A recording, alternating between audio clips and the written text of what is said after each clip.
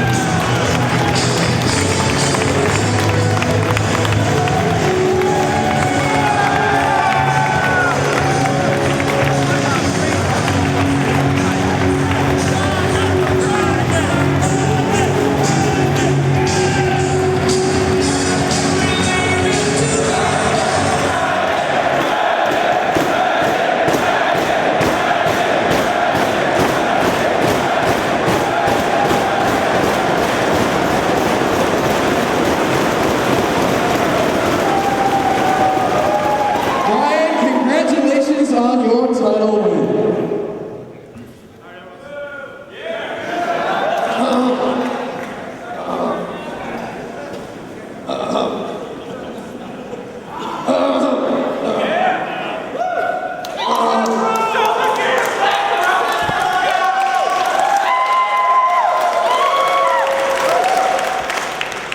Cleveland rocks.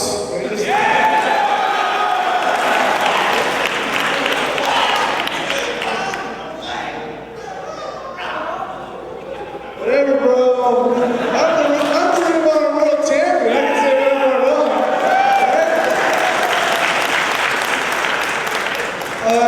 There's a lot of people in wrestling who think that the world champion should really act the part, should dress the part, all that kind of stuff. I obviously don't think like that. I mean, I'm wearing a Top Gun Tall War t-shirt, and I don't know if anybody knows what Top Gun Tall War is, but he's a Southern California wrestler. He's fantastic. But what really is the measure of a champion is how valuable the belt he holds is. And I would like to thank personally all the Ring of Honor champions who have made this belt mean something.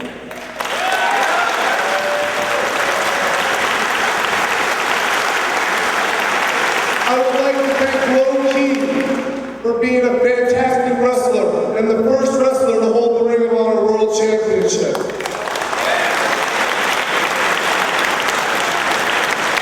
I'd like to thank Xavier for doing the exemplary job to hold the ROH World title.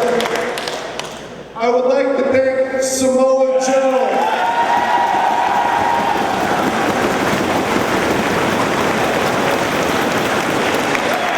Samoa Joe held this title for almost 2 years and was the best champion the United States has seen in a long, long time. I would like to thank my opponent tonight, Austin Aries.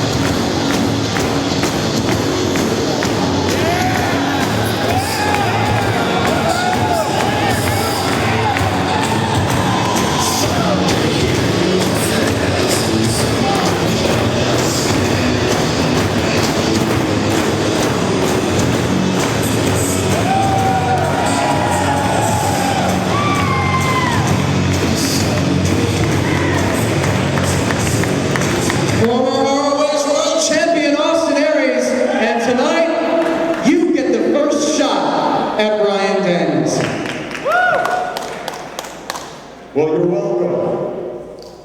First thing I'll say. Secondly, let me congratulate you on your ROH World Title victory. Anyone who's followed ROH the last couple of years knows our history. Knows me and you've squared off in some of the most intense and hard-fought battles in ROH. But let me make one thing clear. As much as I respect you, Brian, you got something on your shoulder that I want. You've got something on your shoulder that used to belong to me. So tonight, just like last time we faced off, I'm gonna walk out of here with that belt back around my waist. Because you see, once I already ended the longest title reign in ROH history, and tonight I'm gonna end the shortest ROH title reign in history.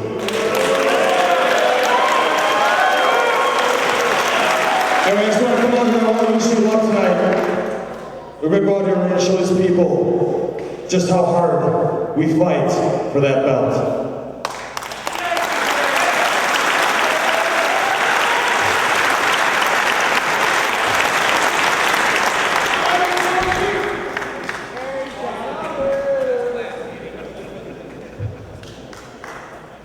Austin Aries talks about this being the shortest world title reign in Ring of Honor history, but there's a reason why I can't let that happen tonight, and that's because Mr. Aries wrestles for TNA.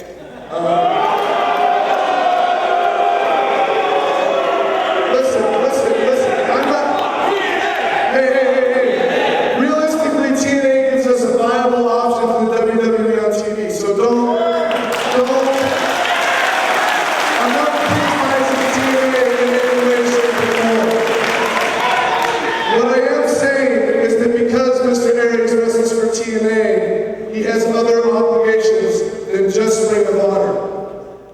And what this belt means to me is something very special. It means that TV doesn't mean you're a good wrestler. It means that you can make a living in wrestling without having to be subservient to some other company, without being subservient to some global corporation, without being subservient to a billion-dollar wrestling industry. What this belt means is wrestling freedom. As champion, to make it mean that for as long as possible. Thank you very much, community. Ladies and gentlemen, your new ROH World Champion, Bryan Danielson. Why is everybody here so early? What's going on? Ringo, where have you been? The show started at 10. You're just showing up now. Yeah, 10 o'clock show. Where have you been? I've been calling Punk, I've been calling everybody, seeing where you are. I don't have your number. You changed it. You got a big match tonight, Steve. Yeah. I got a big match. Yeah. Oh, what's up, champ? Hey. Shine that belt up, baby. Me and you tonight, baby. The following contest is a non-title match scheduled for one hour and 20-minute compliment. The referee time is Tuesday. Tomorrow? You're not wrestling Dragon tonight. It's tomorrow. I thought I had the young buck tonight. No, you're doing a tag tonight. Oh, it's me and Punk against Lethal and Show. Oh, okay, I got you right. That was 7 months ago, bro. Me and you versus Homicide and Little Kid. Did you know that? I called you up. I needed a favor. I needed a favor. Oh, I needed you to get ripping me. Homicide.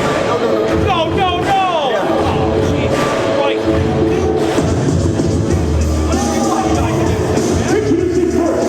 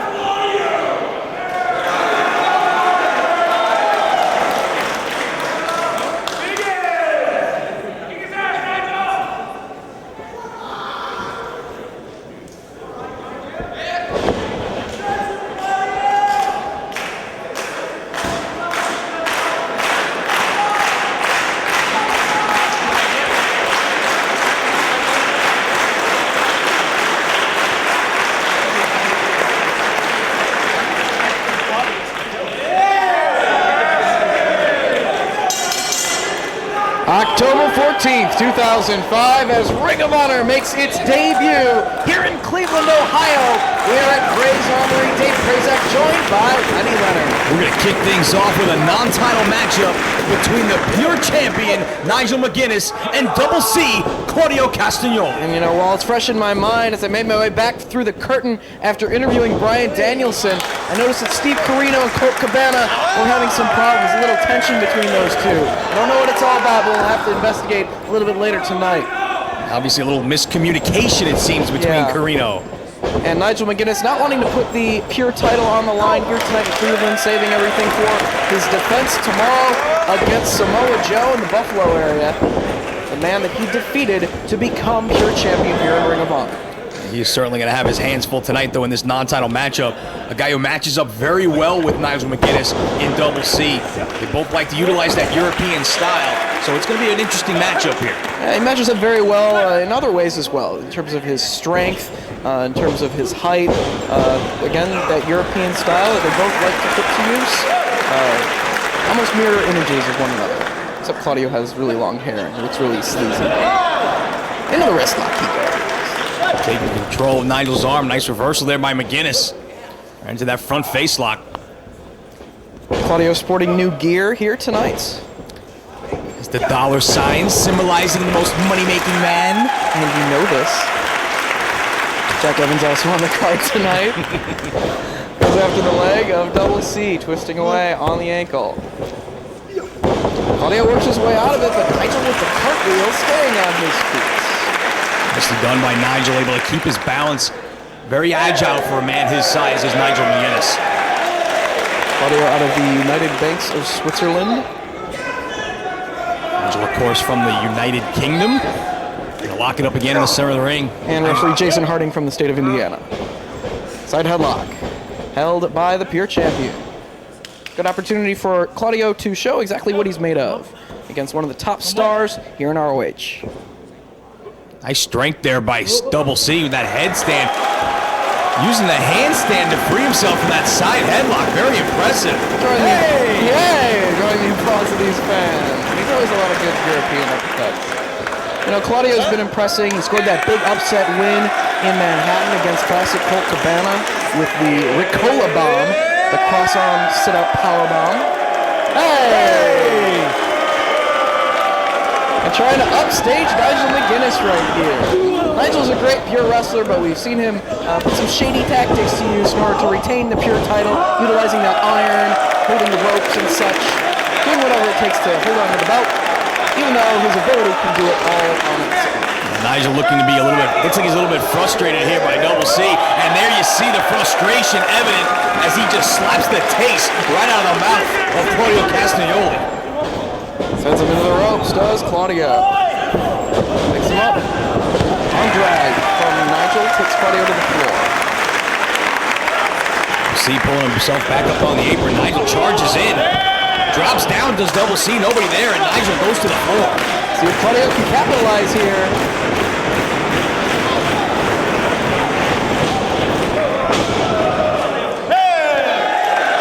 Faked him out on the dive. Hey!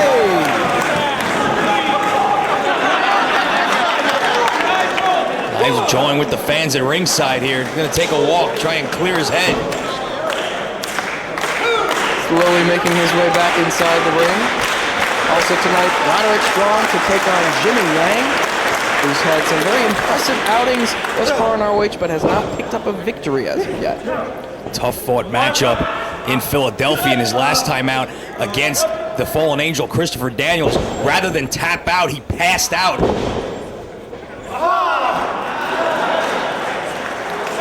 Side headlock held by Double C. Nigel backed into the corner. European uppercut. He can hit that from just about any position. Yeah, we've even seen him utilize it from the behind position, something you don't normally see. Nigel doing that headstand in the corner. Claudio came charging and got met with the drop kick. Both feet planted right into the chest of Double C, knocking the wind out of him, it looks like here. And Nigel's going to take him into the corner, rough him up, forearm shots right across the side of the face. Raking the forearm across the face, and another European uppercut, this time from McGuinness. Gets the momentum coming off the far turnbuckles and connects with another bolo uppercut, knocking Double C to the canvas. Just because they're from Europe doesn't mean they have to do European uppercuts all the time. That's stereotypical, man. Handful of hair. Come on, ref, get in there. Borrowing a page out of the Claudio playbook with the European uppercut to the back of the neck. I mentioned that move earlier for Double C, and Nigel putting it to use. They're able to get a near fall. Maybe Nigel feeling a little bit upstaged by Double C, another student of the European wrestling style coming here to Ring of Honor and showing off his talents and sort of impressing the fans, getting them on his side, a little bit more so than Nigel these days. Nigel not one to make friends and influence people here in Ring of Honor. Not lately since he's won that pure title. Has the arm trapped, almost like hammerlock position. Claudio chest first down on the canvas, trying to hang in there. He's right in the center of the ring, nowhere near the ropes. Big card here tonight. Bryan Danielson makes his first defense of the world title against former champion Austin Aries. There's that big tag team match with the Rottweilers taking on Colt Cabana and Steve Corino. If they even team tonight, I don't know what's up with them. I'm going to have to check on their status in the locker room after this matchup. Do some investigating. We don't have Capetta here tonight. Broadcast journalist Dave Prazak on the scene. Scoops. Dueling European uppercuts here. Claudio firing back, catches Nigel. Another one of his own, rocks Double C, fires right back. Trading shots here. Taking a little bit of the starch out of each other with these uppercuts. Trying to shake off the effects. Series of them. He's ambidextrous. Takes him down. Goes right back to work. Snapmares him over. Keep your eye on Claudio right here. Where you see him driving that forearm right to the back of the neck. We saw Nigel utilize that a little bit earlier. Claudio got the extra momentum off the ropes and dove into it. Can he hit that dive this time right here? This time Nigel didn't see it coming. Connects with the dive. Nigel right in the middle of the aisle. Hey! Sends him right back in. He's going to follow him up. Cover here. Nigel very close to the ropes, able to grab him. And they need to pull him back into the center of the ring before going for that cover. Here in this non-title matchup. Feather in the cap of Double C if he's able to pull off the upset here over the pure champ. Rolls forward into a European uppercut across the ring. A lot of momentum coming off the ropes there, connecting solidly across the chest. You can see Nigel in the corner, much the worse for wear as Double C goes up, but Nigel turns the tables.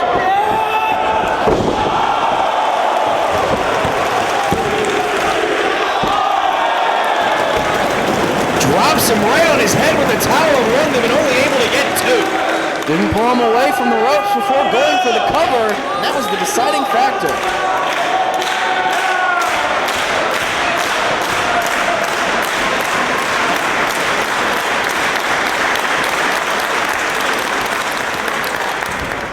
Nigel looking to elevate Castagnoli to the top turnbuckle.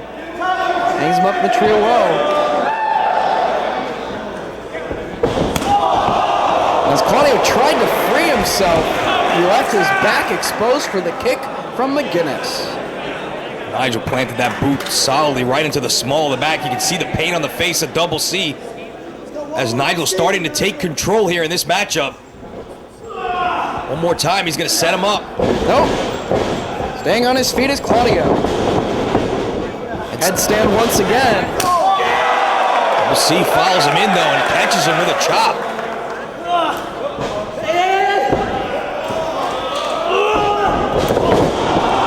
Connects with a European uppercut from that position. Cover! No, too close to the ropes. Both men struggling for position there. Claudio had him. Nigel tried to fight him off, but instead he gets caught with that uppercut.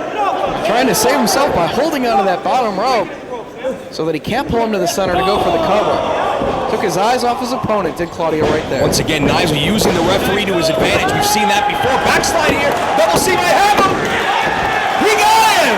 He just pinned the pure champion. Another big victory for Double C. I'm off to the locker room to check out Corino and Cabana.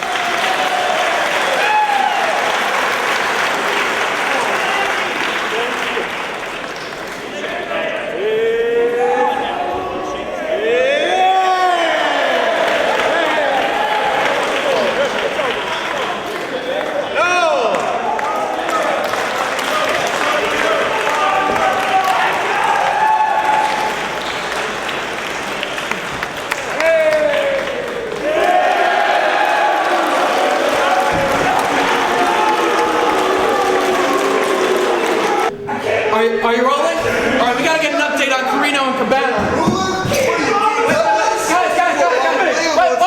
What's all the arguing about? He lied to me! I didn't lie to you. What did I lie to you about? You didn't tell me we were wrestling Key and Homicide tonight! I said you get your title shot. Yeah, they don't even have the belt. They're supposed to wrestle Dragon tonight! Well, I'm sorry. You know, you're getting your title shot, but Jim Cornette, as the commissioner, he said that, you know, you can get your title shot, but you would do a favor for me, and I need help with Homicide and Low Key. You could have called me! Called you? I did. I called you on your phone. I got your cell phone. I know you change it like every day, so maybe you didn't pick it up. Bill gets so expensive. You know how it is. Jesus Christ, Key, look at him. He's always angry. Homicide, I thought that put that away with War of the Wire. Listen, I know you and Homicide everything, and that's why I kind of brought you in. I figure as a good friend of mine, and as a good friend, we're good friends, but you don't lie to friends. I didn't lie to Have I friends. ever lied to you? I maybe stretched the truth a little bit, Steve.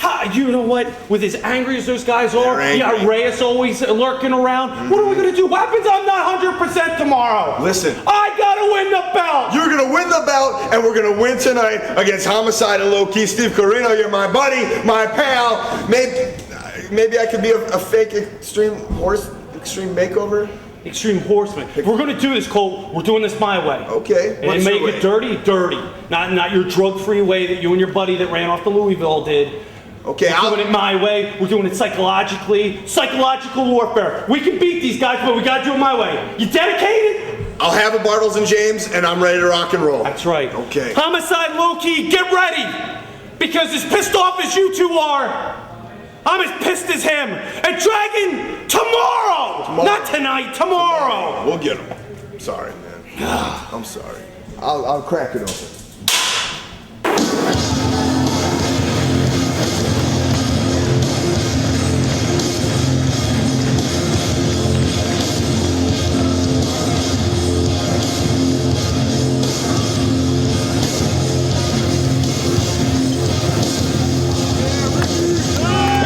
From Los Angeles, California, by way of Havana, Cuba, weighing 203 pounds, representing the Rottweilers, Ricky Reyes.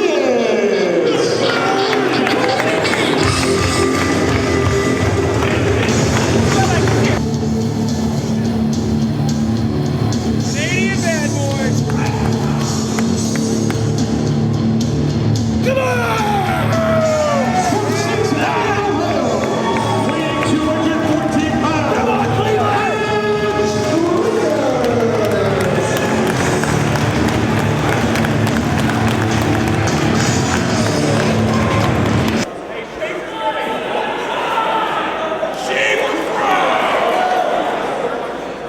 Fucking choke him out!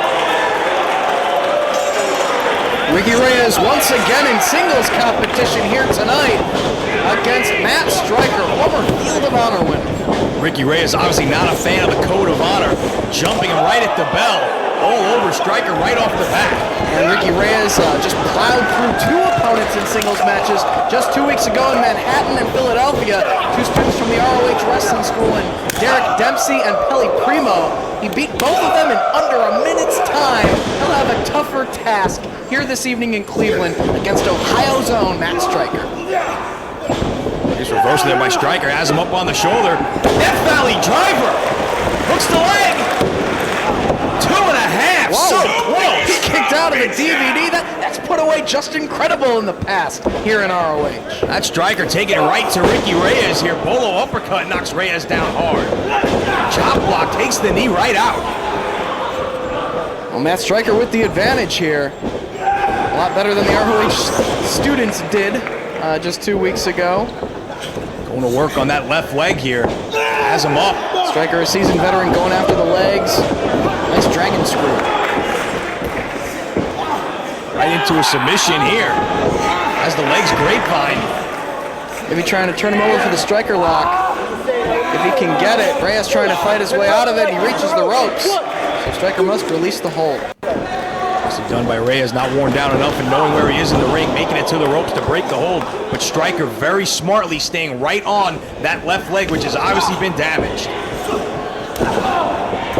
Just pounding away on the back of Matt Striker. Reyes with a solid forearm. Back to the leg goes Striker. Reyes avoids more damage and now connecting with several kicks. Hard kick to the chest there and drives the knee, jumping into the chest there with that knee. Riker got caught coming off the ropes there by Reyes.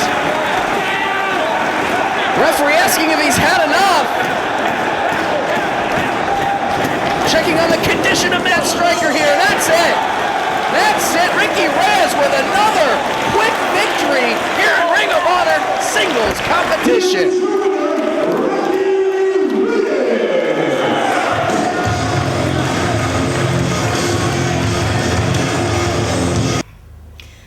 Freedom from the dog collar. Freedom from the smelly, grungy bedsheet that you never washed. Freedom from slavery. Most of all, freedom from you, Prince Nana. See, the key word is freedom. Drink it in. Freedom feels so good. So good. You see, Nana, what feels even better was snatching that shoelace from Jimmy and upsetting Jimmy Rave and you. You see, your biggest problem is, Nana, is that you're way too focused on picking up a win for Jimmy, helping him, so Jimmy could be on top. What you should be thinking about is me. You should be focusing on me. See, if I witness any kind of disrespect to anyone, the disrespect that you have shown me, do know that I'm watching you. I'm watching every single move. I'm studying every single move. I'm always one step behind you. Remember that. One step behind.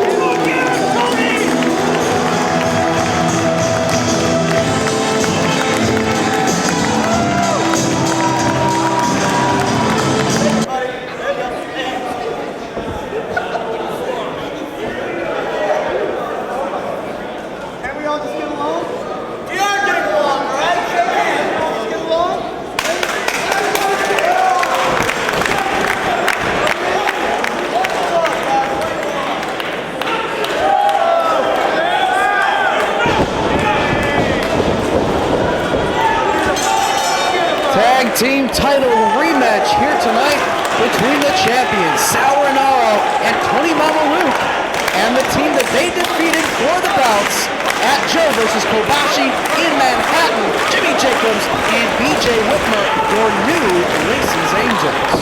New attitude definitely here by BJ Whitmer and Jimmy Jacobs. They look to regain tag team gold here in ROH with lovely Lacey by their side. Lacey would like to add some gold to her stable. Not too pleased with the win-loss record of previous Angels. I guess Cheech and Cloudy and Izzy and Deranged weren't really racking up the victories to please her, and so she added these former champions to the Angels and hopes to bring some gold into her camp. I was thinking back earlier on in the first match of the night, that upset of Claudio Castagnoli over Nigel McGuinness. Did you see the look on the face of Nigel McGuinness when he was shaking hands with Claudio after that matchup? Not a very pleased look. He was embarrassed tonight. Being pinned, non-title match or not, he got upstage here in Cleveland, had a debut in this building by another European wrestler. Speaking of upstage, Jimmy Jacobs didn't like being upstaged by Sal Rinauro right there and just drove the point of the boot right to the midsection. The two smallest individuals in this particular matchup, inverted atomic drop by Rinauro. Has him up. Another atomic drop, this time sends him all the way over the top to the floor. Whitmer charging in. Sal ducks it and fires a couple of right hands. Ducks the clothesline, has Whitmer. Atomic drop by Rinauro. Atomic drops for everybody. Inside and out. Inverted. Double drop kicks. Both of the Angels out on the floor now. The champions look ready to take flight. Or slide on their knees and fake them out. Smack them upside the head. Cracking both their heads together. Jacobs right back in though. He's ready to fight. He doesn't know where he's at. Is he doing a lot to help them? Come on, you got it. She's a businesswoman, man. Apparently, that's why she's wearing the business suit. Doesn't look very professional to me, though. Tony Mamaluke inside the ring. Ready to do battle with Jimmy Jacobs here. Jacobs trying to get his bearings there in the corner. His partner finally makes his way up to the top. He's going to tag in BJ Whitmer, the largest man in this matchup. You'll notice that since Lacey has taken over the contracts of Whitmer and Jacobs, that Jacobs no longer has the furry boots. She's made some changes to the team. They're much more serious in their pursuit of regaining the tag team gold. Man jockeying in the corner. Referee looking for a clean break. BJ went to punch and the referee blocked it. Series of headbutts from Mamaluke. Taking advantage there of the referee getting between them. Going right to work on BJ Whitmer. Big kick to the side of the head from Mamaluke. Whitmer catches him coming off of that back elbow. Knocks him down hard. Mamaluke wasting no time since returning here to ROH. Adding championships to his resume. Taking Sal Rinauro under his wing here. Makeshift tag team, their first night together, winning the tag team gold from these two, the new Lacey's Angels. Took advantage of the open contract that Whitmer and Jacobs had on that evening. Tag to Rinauro by Mamaluke. Controlling the arm of Jimmy Jacobs in the corner. Holding onto the wrist. In comes Mamaluke once again, bringing away on the arm of Jacobs. Makes another tag. Frequent tags by Jimmy. For a very new tag team, sound strategy showing good continuity here as they're controlling their opponent, cutting the ring in half and making quick tags. They're also controlling their partner, forcing them to step through the ropes and then tag back in and then leave and then come back in again and then ring away on the arm like that. That's right. It's all right. Saved by the Sal. Mamaluke barely having time to even get through the ropes before he gets tagged again. Hammerlock holds on to the hammerlock and drives him down with a belly to back. All the body weight of Jacobs driven onto his own arm. He's firing away with hard kicks to the back and the shoulder now. Going to work on Jimmy Jacobs. Mamaluke Ducks out of the way and holds onto the waist of Jacobs. Half Nelson. A chin breaker from Jacobs and a clothesline gets him the advantage. Jacobs finally able to make the tag to BJ Whitmer. Drives the boot into the midsection. Look at the intensity on the face of Whitmer here as he drives ahead to the turnbuckle and a hard forearm shot in the corner. And a chop. Turns him inside out. Wow. That shows just how hard BJ Whitmer can hit in that ring. Mamaluke, though, not one to back down, firing back. Look at the intensity of these two guys, firing away at one another. Reverse of the Irish whip. Mamaluke in the corner, up and over. Head scissors takes him out to the floor. Here we go, come on! Mamaluke not being intimidated one bit by the sheer power of Whitmer. Catches the head, right into a choke.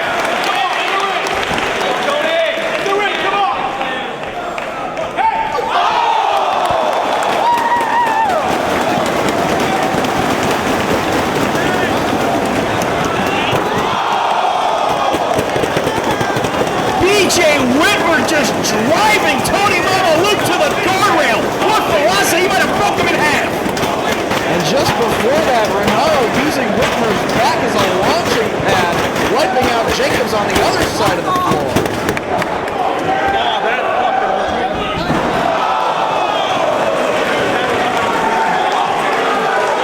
Very physical matchup here for the tag team titles, as Jacobs checks on his partner and takes his attention to Mamaluke. They know they've got Mamaluke in trouble. They're going to fire him back in here. Going for a cover. Mamaluke able to kick out at 2.5. Hard shot from Whitmer, sends him down to the canvas. Slaps him right in the face. Lacey looks very pleased in the corner. And only able to get 2.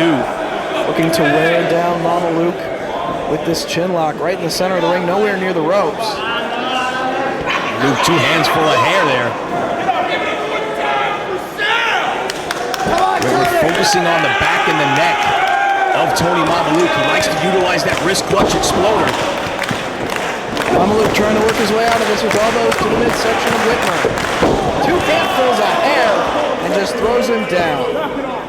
Will definitely stop the momentum and turn things right back in your favor, and they're going to tag in Jimmy Jacobs up on the second turnbuckle. Tomahawk chop.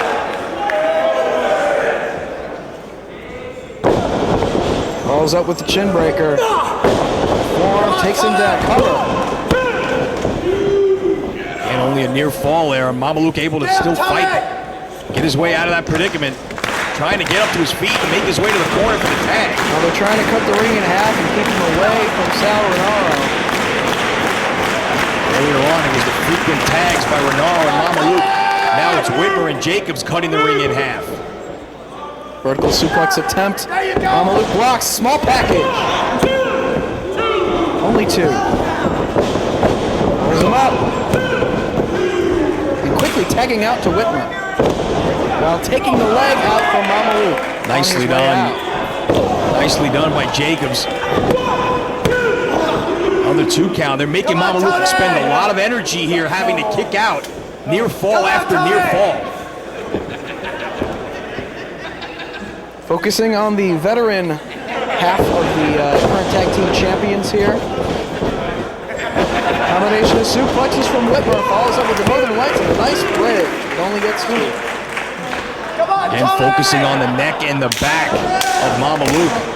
Fires from the bottom with a slap to the face of Whitmer. Not much steam on that one, though. Fans here in Cleveland trying to encourage Mamaluke to make that tag. But Whitmer pulls him into the corner. Double team strategy right here from the challenger. Back chop. Jacobs knocks Renaro off the apron and connects with the drop. Elbow from Whitmer. And using Jacobs as a weapon, the inadvertent powerbomb senton. Renaro able to break up the count. Possibly saving the tag team titles right there. Accidental senton from Jimmy Jacobs. Thanks to Whitmer. Fans rallying behind Mamaluke. And they give him the energy to make that tag. Headbutts now. Hard scoop and a slam from Jacobs, showing a little bit of power there. Could be looking for the back senton off the top. No. Saw that he was moving and needs to do a little bit more damage. Dropping a series of elbows. Now he's going out. Says that's it. The devastating back senton does Jacobs. But he gets the knees up into the back of Jacobs.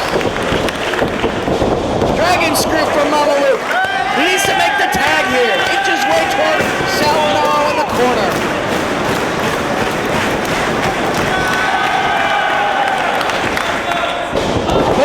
Break the tag. Renault catches Whitmer with that drop kick off the top and knocks Jacobs to the floor. Series of forearms. Renault's had a lot of time on that apron to get all of his energy back. Nice head scissor. Oh, so close. Spiked Whitmer right on top of his head and hooked the leg. Able to get 2.5. Vertical suplex into a Uranagi.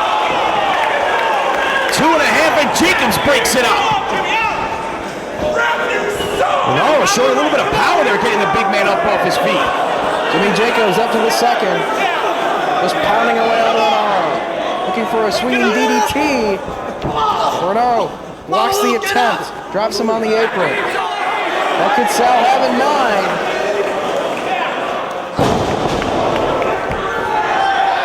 Nice combination from the champs. Cover! Not the legal man, though. Todd Sinclair right on top of things. And Sal Renault took his eyes off of BJ Whitmer and paid the price.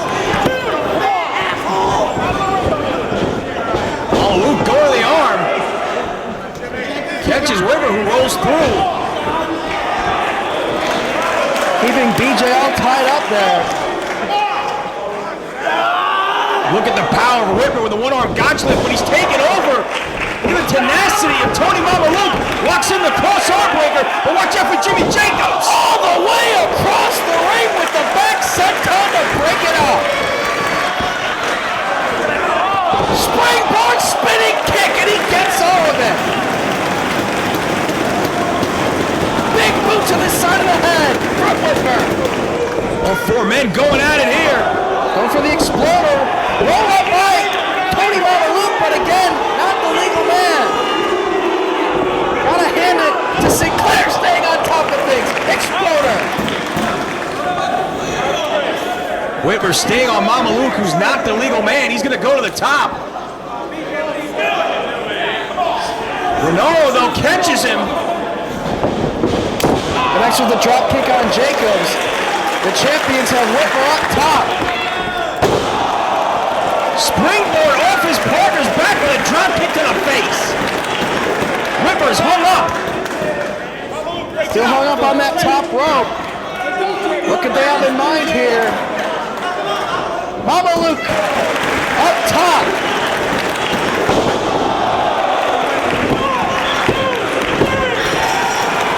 Russian leg sweep powerbomb combo. And the champions retain the title.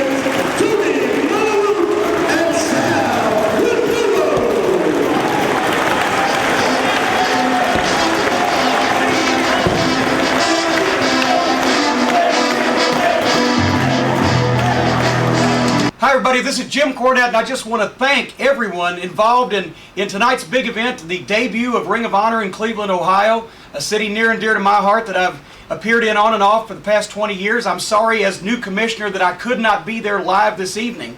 I'm still trying to clear some of my schedule to allow myself to attend more Ring of Honor events in person, but once again I want to thank everybody involved in making the Cleveland debut a big success for all involved in Ring of Honor.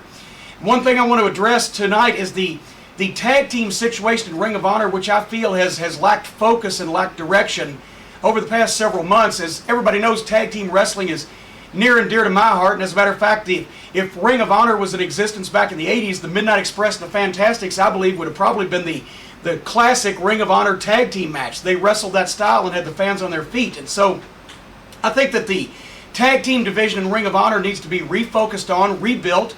I plan to make my suggestions to the promoters about new talent they might bring in, try to recruit some different tag teams, and also refocus on some of the great tag teams that exist here in Ring of Honor right now, some of them not even together at this point.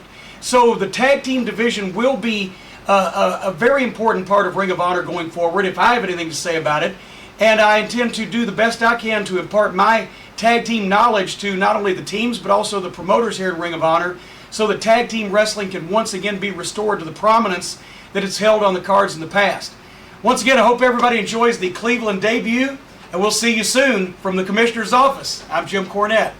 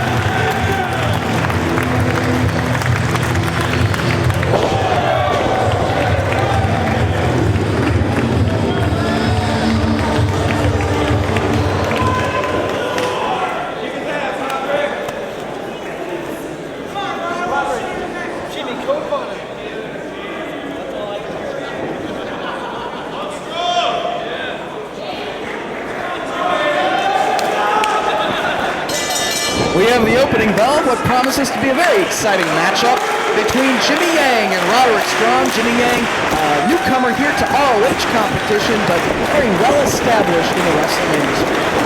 Established in the wrestling industry, but trying to establish himself here in ROH. Not much success so far in the one-loss column for Jimmy Yang.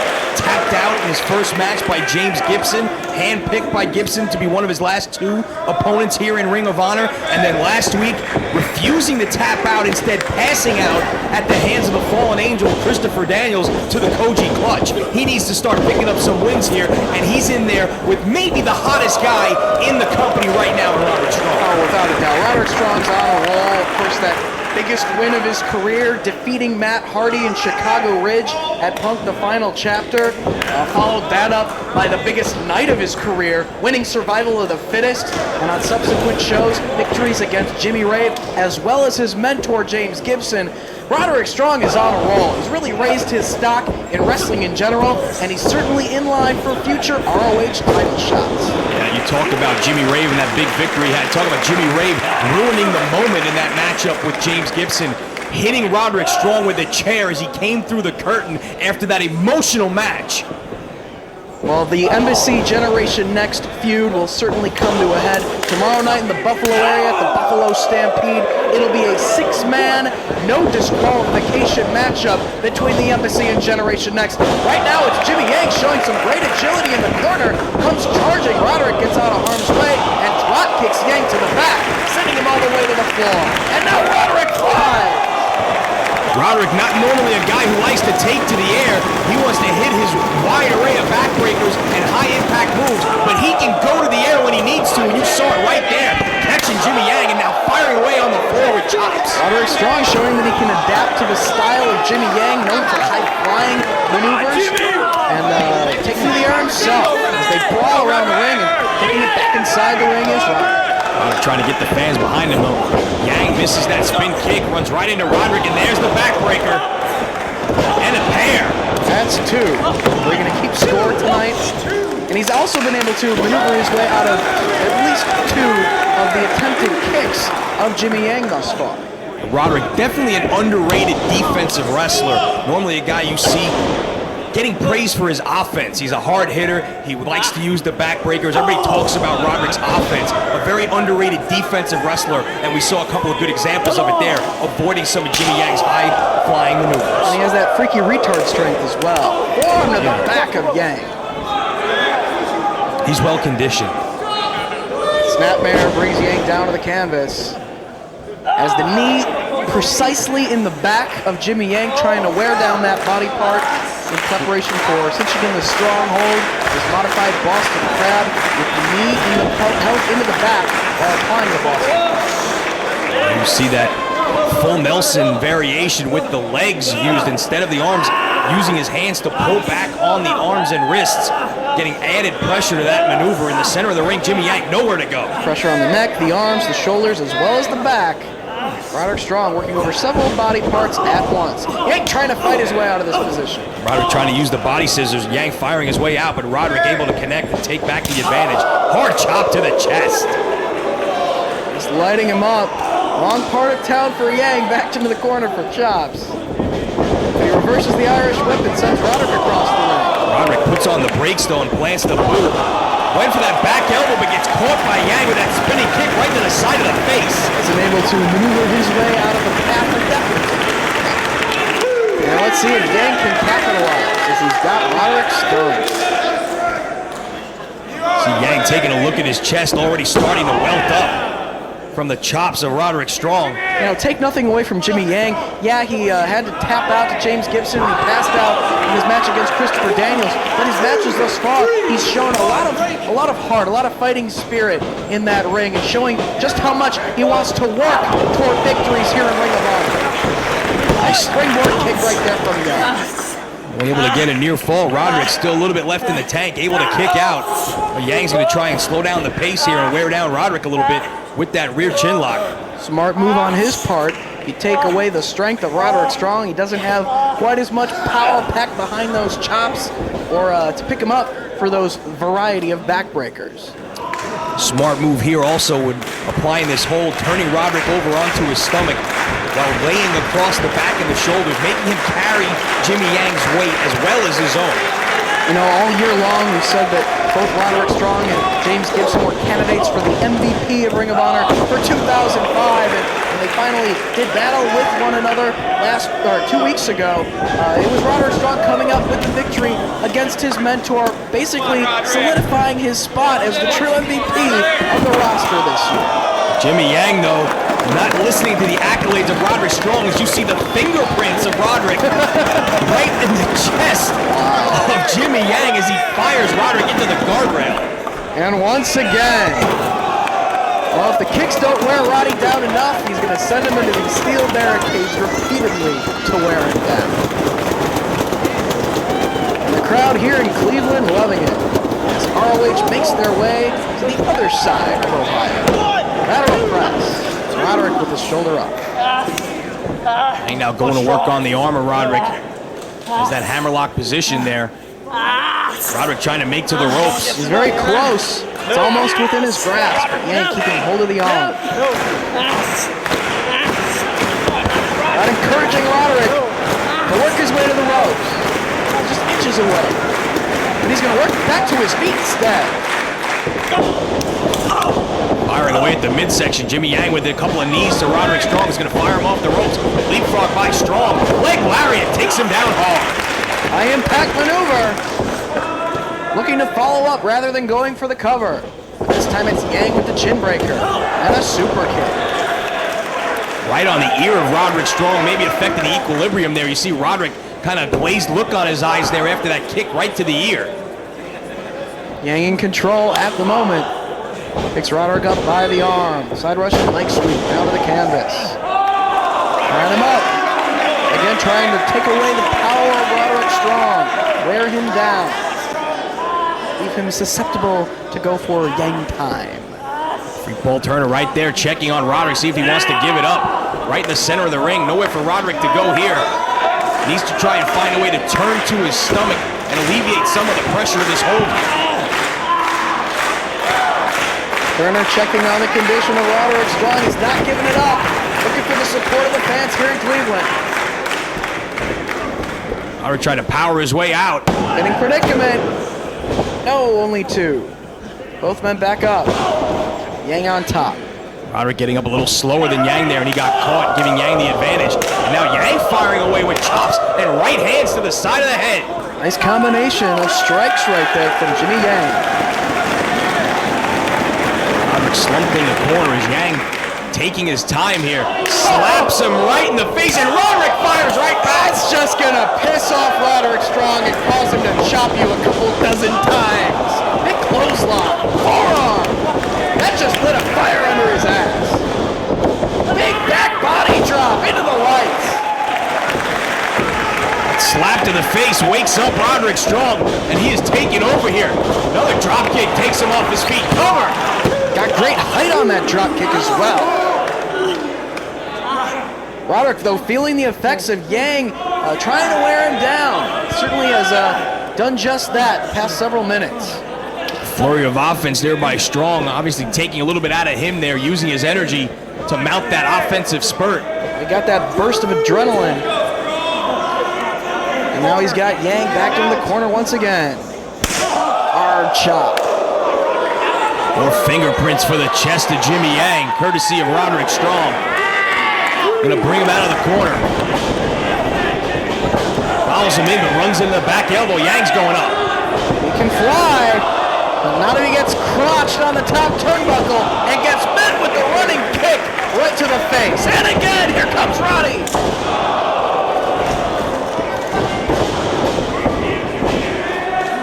Doesn't go for the cover there.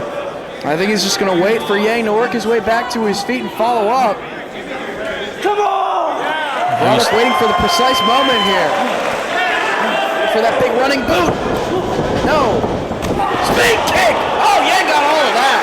The heel connecting flush right on the bridge of the nose. Yang crawling toward Roderick Strong. Not going for the cover. And it looks like he's going to go for Yang time. Says that's it. Roderick's in position. Yang's going up. But Roderick up to his feet again. Didn't have him worn down enough to keep strong down on the canvas. And now both men positioned on the ropes. Yang firing away with elbows. Stagger strong, but not off his feet. Connects off the top cover. Oh, so close. Roderick getting his shoulder up off the canvas. See if Roderick Strong can keep that streak alive and pull out the victory in this match, or if Jimmy Yang can pull out his first Ring of Honor win. Nobody home. Roderick now has to be able to get to his feet and try and capitalize. Yang is stunned. Ducks the clothesline though. Roderick runs into a big boot. Another spinning kick staggers Strong. Misses that one. Backbreaker. Head Nelson backbreaker.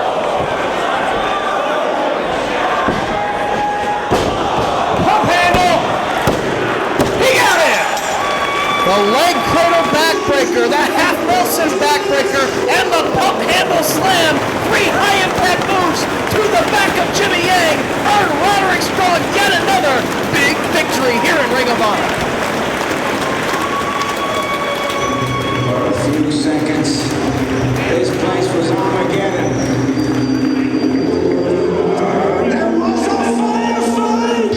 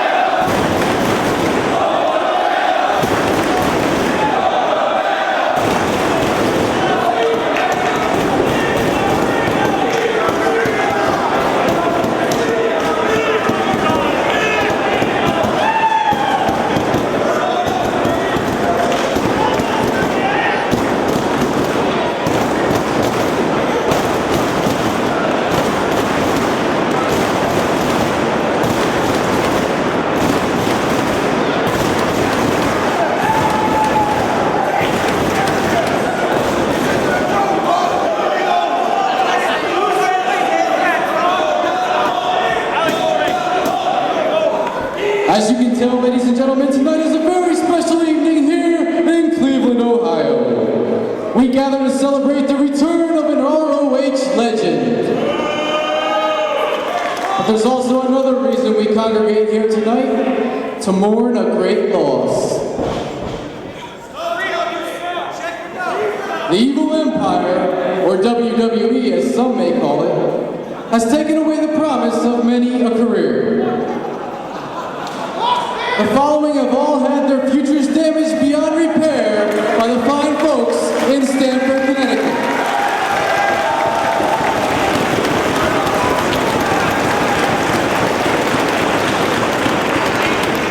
Ludwig Borgard, the Gobbledygooker, Bad News Brown, Bastion Booger, the Red Rooster, Terry Taylor, Frankie Kazarian,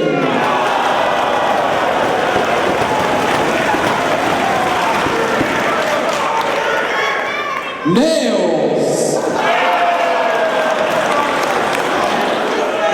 T.L. Hopper, Techno Team 2000,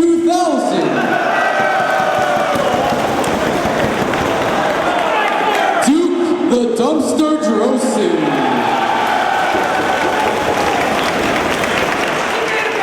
Simon Dean,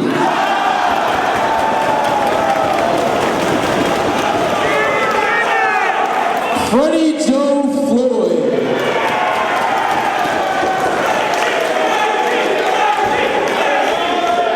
The Goon, Salvatore Sincere, and last but certainly not least, Philip James Miguel Brookstein, better known to you as CM Punk.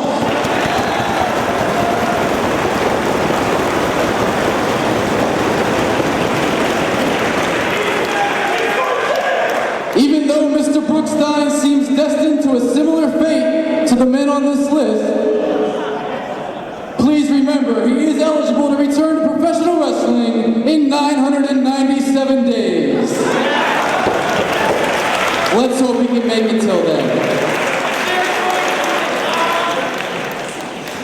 Now please rise and remove your hats for a ceremonial 5 count for the careers of these wrestlers. Why 5, you ask? Because Vince McMahon has told us he owns the rights to a 10-bell salute.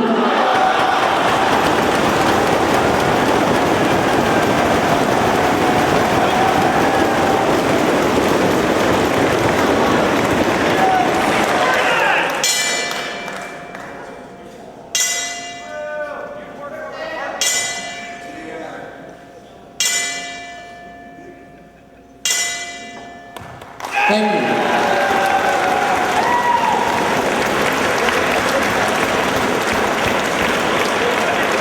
And now, allow me to introduce a man that will never allow his career to be driven into the gutter by the Evil Empire. Tonight, he makes his long-awaited ROH return. He hails from Philadelphia, Pennsylvania, and weighs in tonight at 237 pounds. He is a member of the Extreme Horsemen. He is the king of old school. He is the king of kings, and he is your fucking god of professional wrestling, Steve Corino.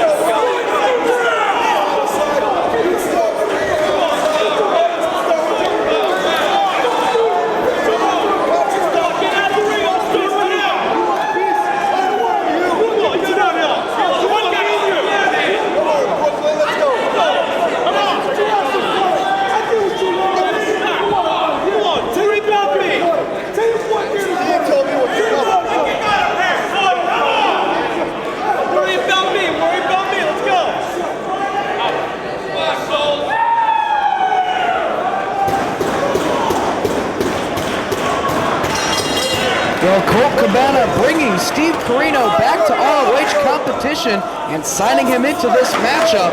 Tag team against the Rottweilers of the notorious 187 Homicide and Low Ki.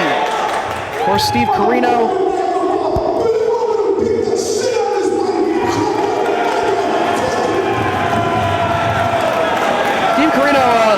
believed that he was going to be getting the title shot at Bryan Danielson here tonight, but instead he's going to get that title shot tomorrow evening at the Buffalo Stampede event. And tonight, dealing with what Cabana put on the table for him. A bit of miscommunication apparently between Cabana and Corino. Cabana enlisting the help of Corino in this war he's in with the Rottweilers. Well, it's basically due to the fact that Steve Corino and Homicide have such intense history here in ROH.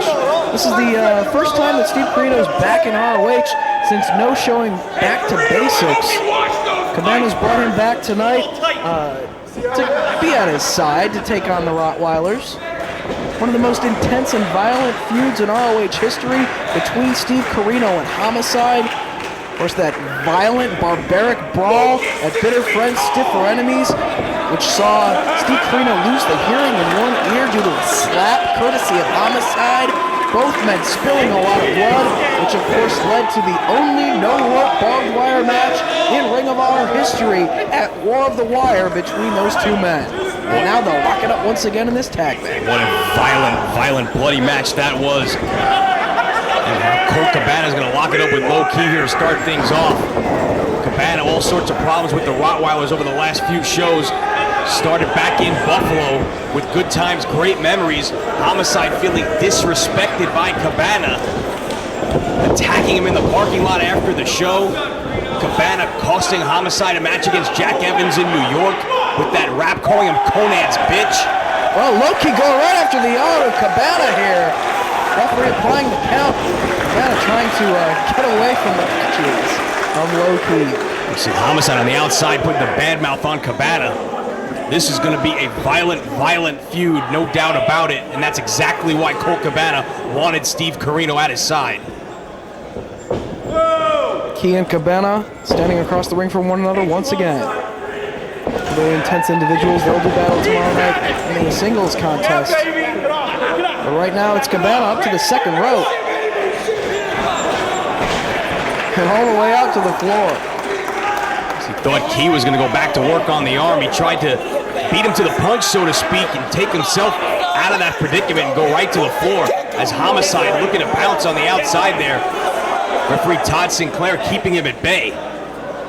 Steve Corino making his way back to ROH as he has been one of the men to secure one of Bryan Danielson's open contracts to defend the ROH World title against wrestlers from every promotion from all over the world. Corino through Dream Stage Entertainment and the Hustle promotion in Japan, getting that open contract, and he will get that title shot tomorrow night. Danielson with his first title shot here tonight against former champ Austin Aries. He has vowed to defend that title against all comers from anywhere around the globe. Everyone looking to make their way here to Ring of Honor to get their shot at the most prestigious belt in wrestling today. Cabana breaks free of the waist lock, but Ki holds onto the hands of Colt Cabana, wraps his legs around the head. Trying to take Ki off his feet, can he? He finally does, but Ki right back to his feet.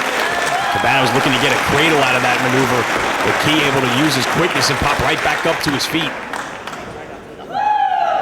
They lock up once again. Backing Low Ki into the ropes. Wrapping his legs around the body of Cabana. Cabana looking to chop Low Ki. Todd Sinclair again getting between them. Somewhat clean break. How can he give a clean break when he's got his legs wrapped around? More collar and elbow time. Now it's Cabana back to the ropes by Ki.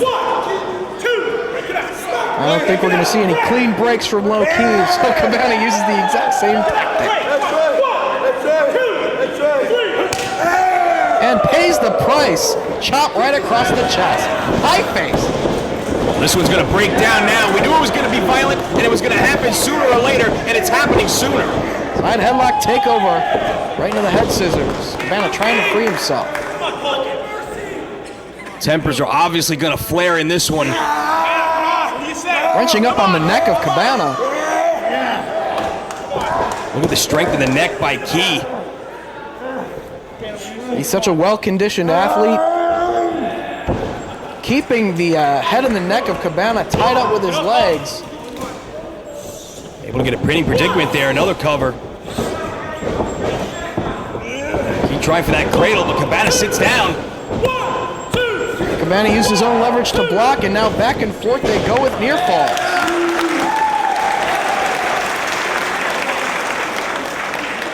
Either man with a decided advantage as Homicide tagged in. And Steve Corino has his hand extended. Shoved to the back by Homicide. And Corino is going to make his way into the matchup.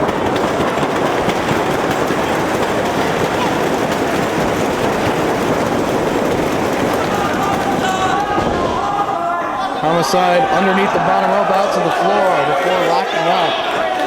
Taking his time, setting the pace of this match. Wow, I was looking to play head games here. They're looking for some retribution on Colt Cabana.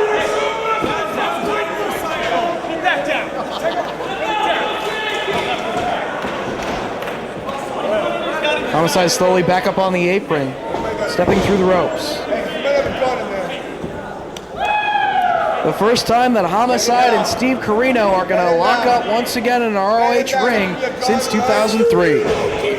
You gotta know that that intense hatred from that feud is still simmering, still lingering, even after all this time, finally able to get their hands on one another one more time here in an ROH ring.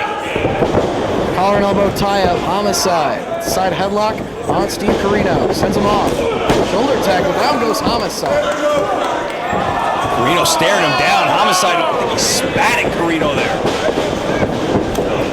Again, down goes Homicide. Back to his feet. Hard lockup from these two. Obviously no love lost between these two guys. Third time's a charm, another shoulder tackle, but Homicide sweeps the leg. Homicide not able to take Steve Corino off his feet. Maybe it's because he likes beer. He has that base. Stay on his feet. With men under the ropes here. Todd Sinclair looking for the break. Come on, bitch, get up! Whoa, some strong words from Corino.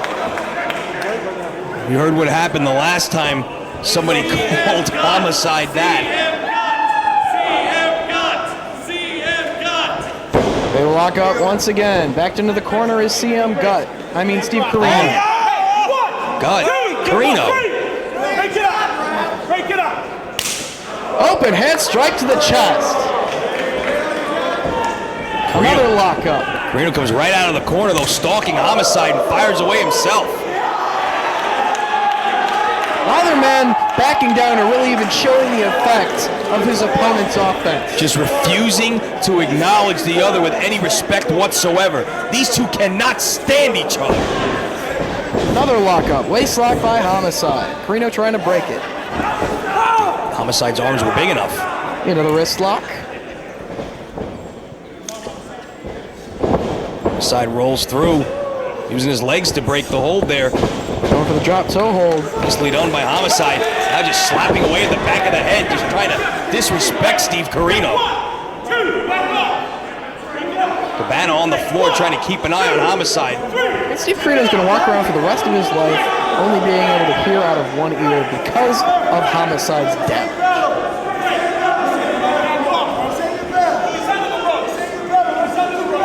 Underneath the bottom rope.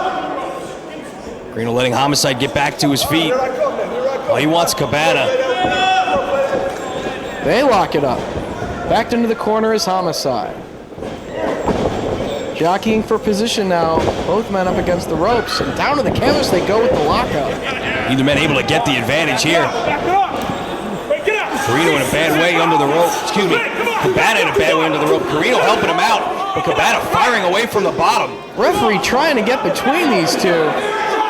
As Cabana finally with a headbutt breaks free. Able to get some separation from Homicide there in the corner. Caught with a series of boots to the midsection. Pulls him back up. Cabana with homicide into the ropes. Back elbow sends him down.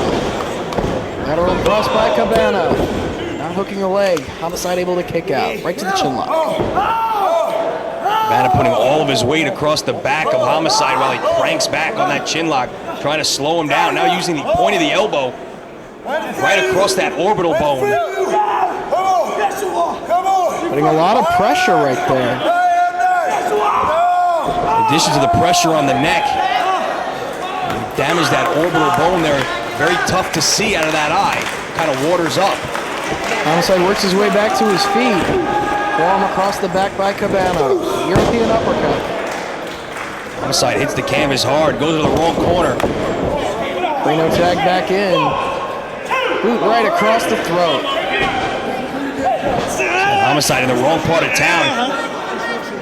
Carino going to the ear of Homicide. Maybe a little payback here. Just trying to disfigure the man. Just how much hatred there is between these two. And driving the boot to the face. Boot scrape right there, right across the face with the bottom of his boot. Forearm shot now from Carino in the corner. Hard chop. Homicide firing back.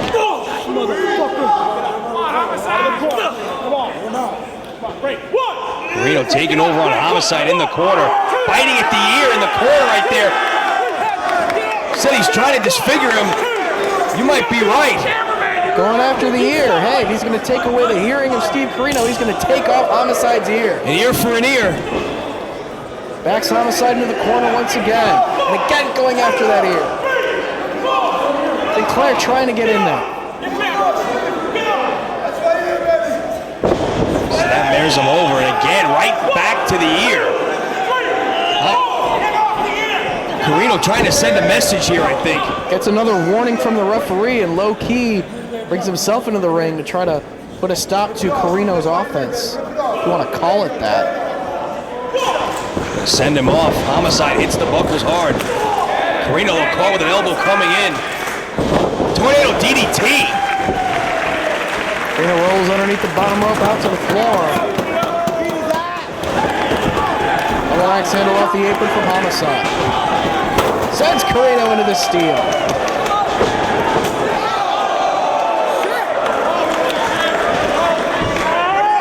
Homicide now biting at the ear of Carino right in front of the front row of fans here in Cleveland. And low key coming to help him out. Chops away at the chest of Carino. Low-key is as intense as I have ever seen him. Look at the look on his face. Throwing Carino underneath the bottom rope back inside the ring. Homicide with that chair in the ring now. Referee trying to pull it out of his hands. Well, get it away from him, tell him to put it down. Drags it out of his hand and throws it back to the floor. Homicide with Carino by the hair. Pitches him to the floor once again. Now it's Key with that chair on the outside. Looking to do some damage to Carino here as he has him seated in the chair. He gets a running start here. Oh, and kicks his face right into the front row. Homicide had the referee's attention in the ring, allowing Key to do the damage on the floor. There you see Homicide raking at the face of Colt Cabana, just trying to rearrange the facial features. This isn't so much about wrestling skill. It's not about hold for hold, move for move. It's no game of human chess. It's all about mauling and disfiguring your opponents. Four guys who absolutely cannot stand one another, just trying to fight. Homicide with the advantage on Carino. Has him by the head, makes the tag to low key. Driving the point of the elbow to the back and a hard kick to the chest.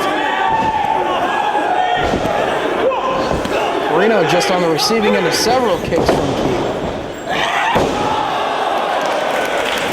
Key with that stomp right to the side of the face. Only a 1 count, didn't have the shoulders completely flush against the canvas. Key dragging him up by the ear. Right back to the corner with another chop. And a right hand right on the jaw. And now with the boot right to the ear of Carino.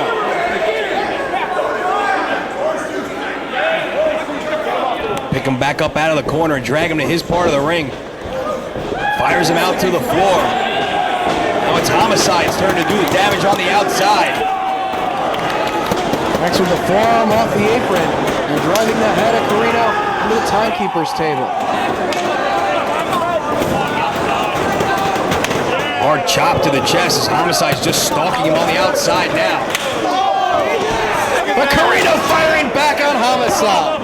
Slap to the face kind of woke Carino up there.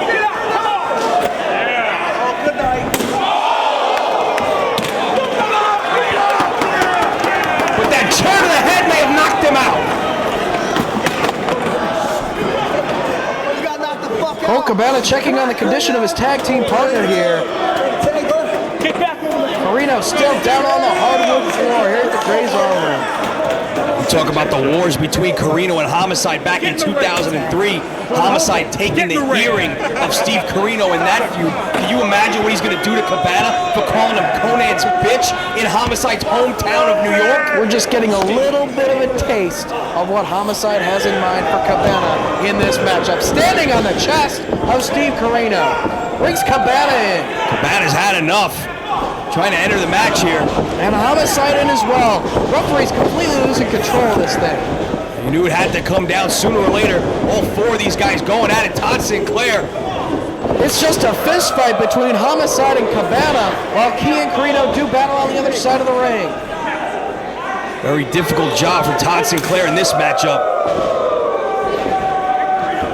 Finally able to get two men out of the ring. Another near fall by Key.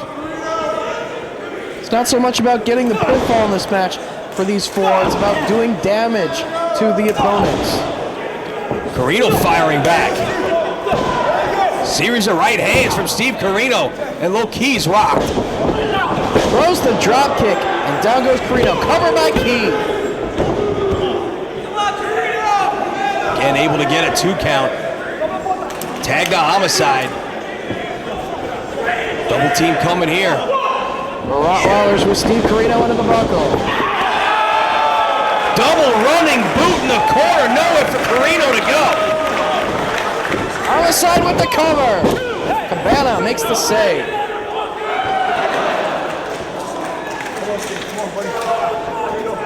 Referee trying to keep Cabana out of the ring. While Homicide in control of Carino. Carino firing away at the ear of Homicide from the bottom. Gets caught with a hard kick to the back.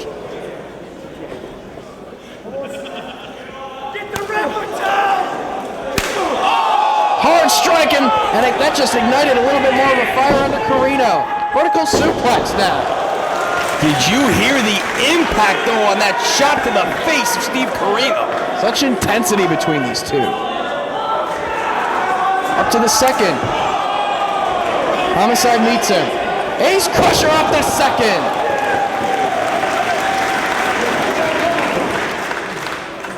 Finally going for the cover here. But Cabana in to break it up.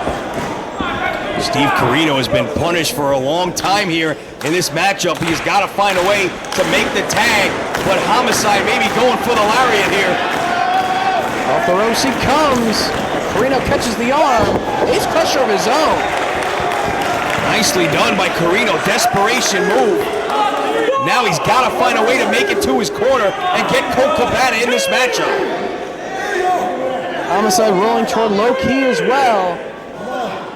Carino needs to make the tag. Cabana with his arm outstretched. Makes the tag. And so does Homicide. Cabana and low key, the legal men. Homicide from behind, victim of the elbow from Cabana. Firing away on Key as well. And inadvertently striking his partner as Cabana moved out of the way. Cabana fighting both members of the Rottweilers by himself here. Well, Carino getting some much needed time to shake off the effects.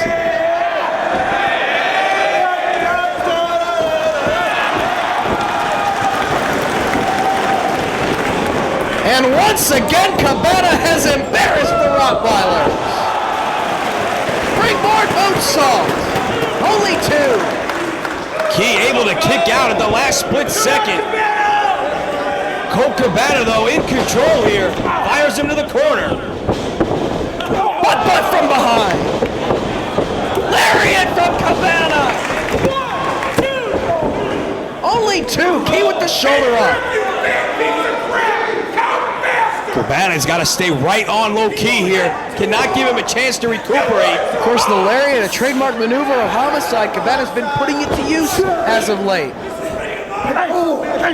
Knee strikes from Low-Ki, trying to free himself from that vertical suplex position. Hard right hand from Cabana. And he's going to follow Low-Ki up to the top. Butterfly suplex off the top. No, Homicide takes the legs out from Cabana. Saves his partner. Cabana's in a bad way here.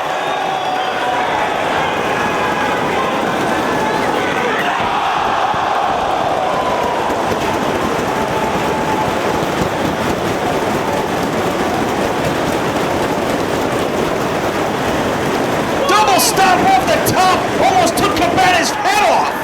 Cover! Corino dives in to break it up. See if Corino can mount some offense. Power bomb. No. He fights his way out of it. Not the legal men. And Sinclair not counting. Right on top of things is the official. That's why he's the senior referee here in ROH. Double stop to the chest from Key.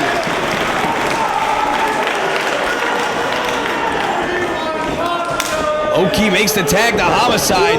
Off the ropes. Lariat! Cabana jumping right on Homicide. Cabana, legal man. Hurricane Rana spikes him, hooks the legs.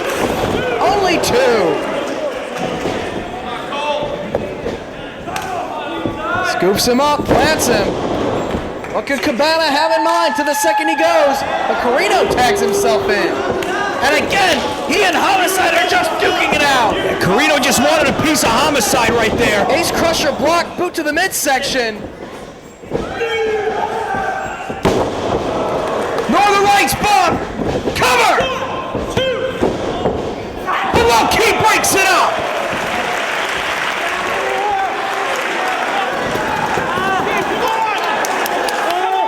Corino very close to the ropes. Homicide with the STF locked in.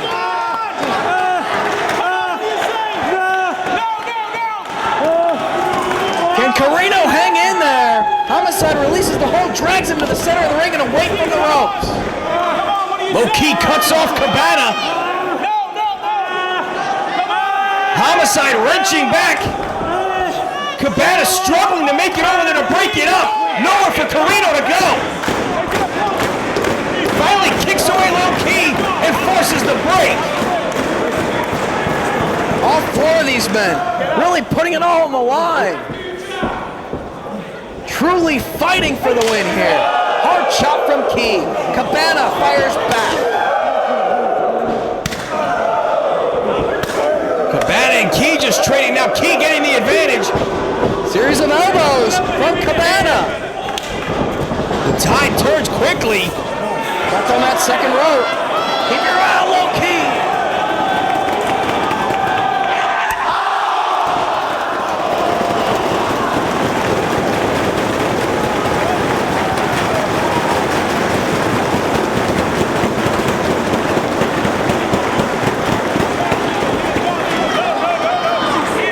Not the legal man is Homicide.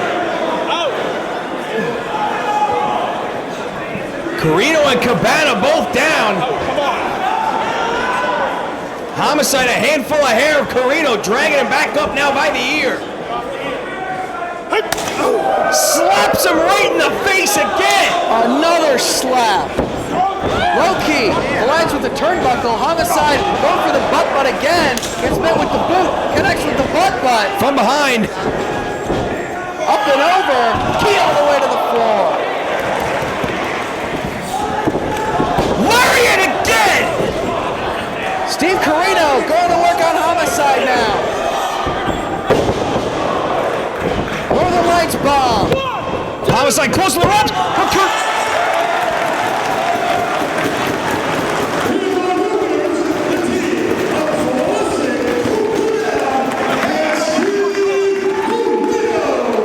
The lariat of Colt Cabana probably put Homicide down right there. Steve Corino scoring the pinfall after the Northern Lights bomb. Cabana has now caused not only Homicide to lose to Jack Evans in Homicide's hometown of New York City, but now to his arch rival Corino as well. Steve Corino truly has momentum going into tomorrow night at the Buffalo Stampede title matchup against Bryan Danielson or Austin Aries.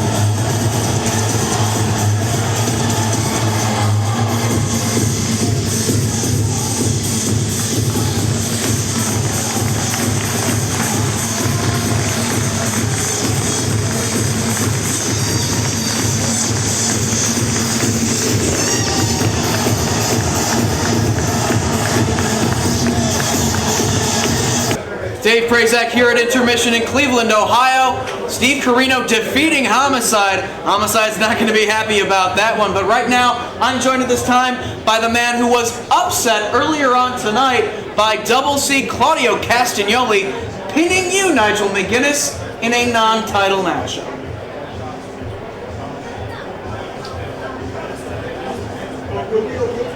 Claudio, that was nothing but a fluke. If that was under pure title rules, I'd have kicked your ass from pillar to post. So rest assured, next time we face, it's going to be pure title, and I'm going to kick your ass. But I'm not worried about that tonight. Tonight I'm thinking about tomorrow. Samoa Joe, where I am going to wrestle pure title rules. And people, you love to say Joe's going to kill you. Joe's gonna kill you. You kept saying it last time, but Joe didn't kill me. I said I'm in it to win it, and I did win it. So tomorrow, I'm gonna win it again. Pure title belt is gonna stay around my waist because I'm the best pure wrestler in the world today. I'm the best there is. I'm the best there was. Nigel, let's just go to the second half.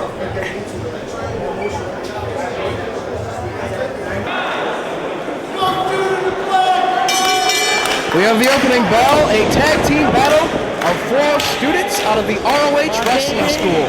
We have Davey Andrews teaming up with Shane Hagedorn out of the first class of the ROH school, taking on 2 students out of the second class in Pelly Primo and Derek Dempsey. This is going to be a great matchup for all 4 of these guys, taking on guys also like themselves, looking to move their way up here in Ring of Honor, make their way up on the regular card and earn their spot here.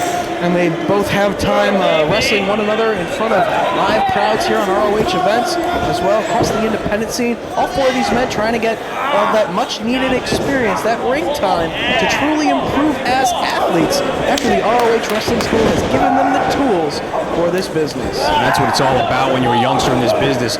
Anywhere and everywhere you can, get out in front of the people and earn your chance to learn this craft and make your way in this business. And that's what all 4 of these guys are trying to do. Davey Andrews with a hard shoulder tackle on Derek Dempsey.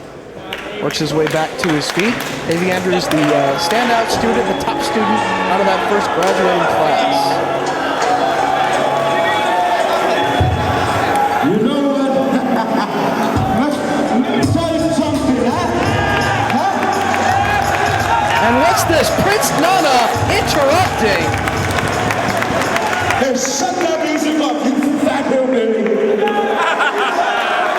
First and foremost, who the hell wants to watch a match with a bunch of guys who are trained by a moron who couldn't have the balls to stay with the company, huh? Who the hell wants to watch that, huh? Prince Nana has only 3 words for you, and that is the embassy forever. And Prince Nana has dug far into his pockets to bring out those Ghanaian cities and those American dollars to bring to you a man that nobody in Ring of Honor can take down. Ladies and gentlemen, once again, shut up, fat boy. I'm talking. I'm talking. Ladies and gentlemen, my royal beast, Abyss.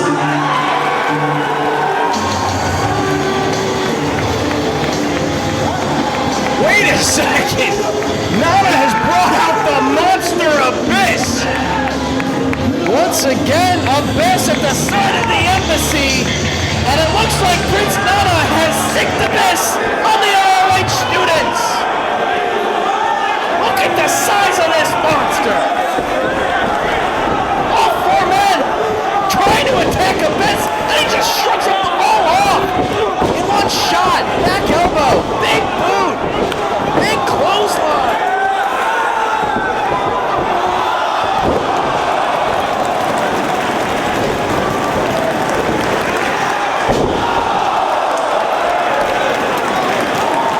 Oh, poor Polly Primo! Abyss just cleaning house! And Nana as well! Abyss is absolutely enormous! Davey Andrews with the big spear on Nana!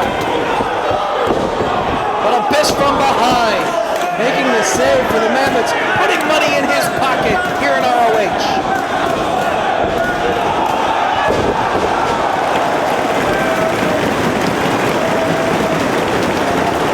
Abyss with the black hole slam wipes out Davey Andrews.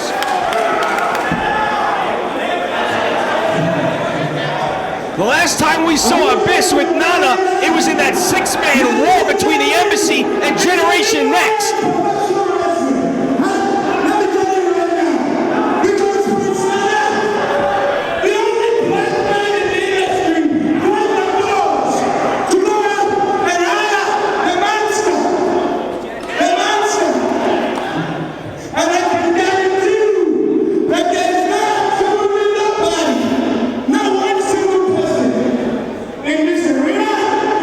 In the legal room, anywhere in the business.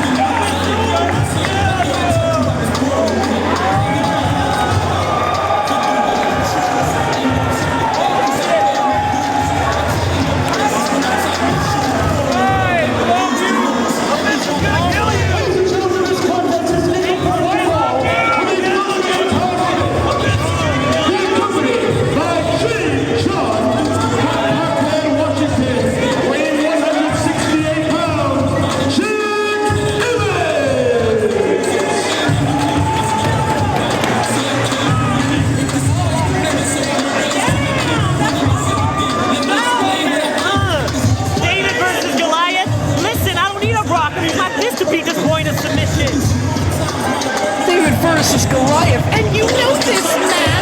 Talk about a size difference. Jack Evans is the best, but at least Evans has that added leverage at ringside anyway, with Jade Chung wanting to get a little bit of payback, a little revenge herself on Prince Nana in the Embassy. Evans hitting Abyss with everything he's got. Cannot even take the big man off his feet. He's going to have to use his speed, his quickness to try to match the power of Abyss.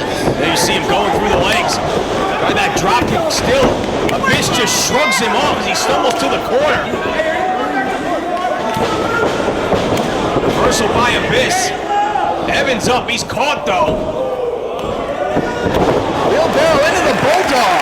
See if Evans can keep this momentum. First, you mentioned the last time we saw Abyss was in that six-man tag at Redemption.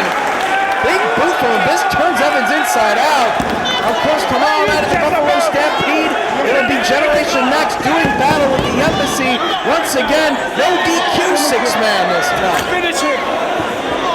On the hands Abyss that chair. As if Abyss needs a chair to do damage to someone as small as Jack Evans.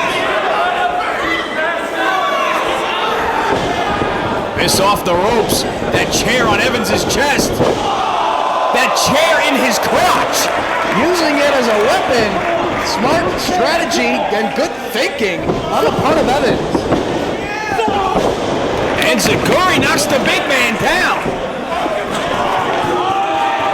He's got Abyss stunned and out on the floor. It's not attending to it.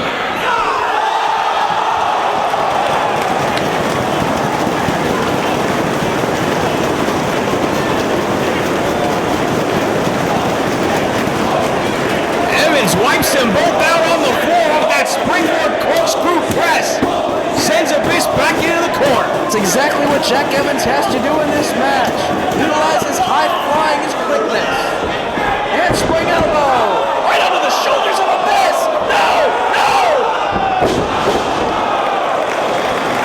That could be it for Jack Evans. He's lifeless on the canvas. He may have broken Jack Evans in half right there. And he's not going to cover him. He just wants to punish him. It might be a handicap no DQ match tomorrow night after Abyss gets done with Evans here.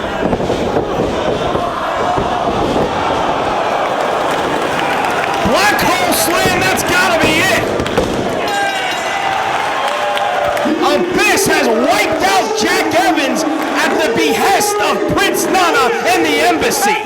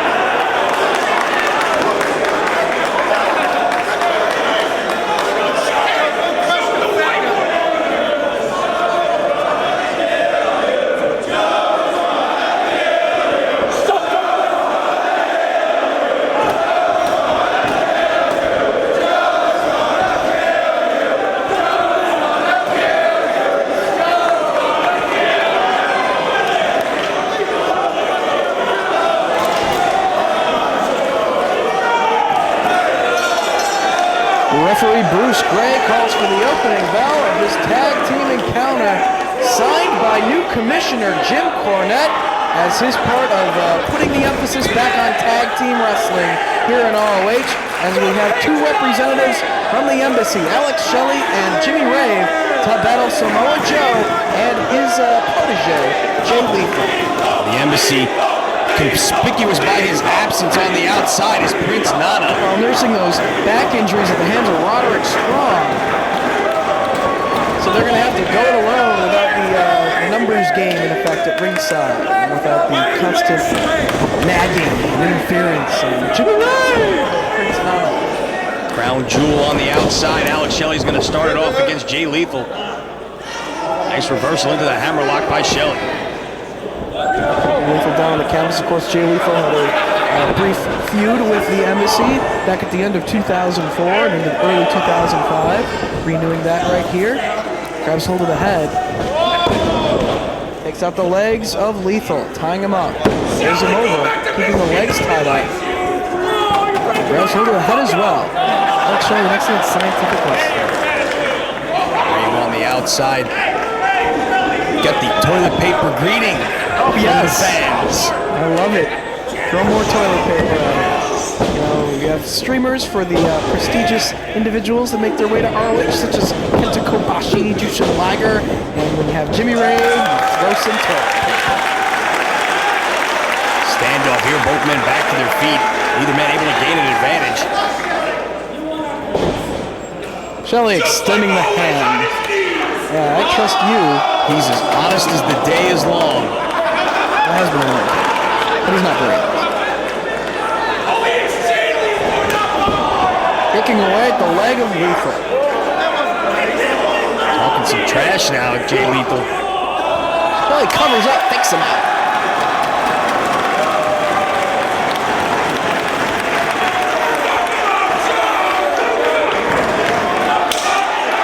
Makes the tag to Jimmy Rave.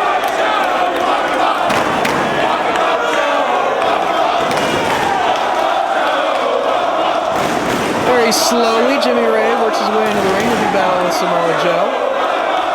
Asking for a little bit of quiet.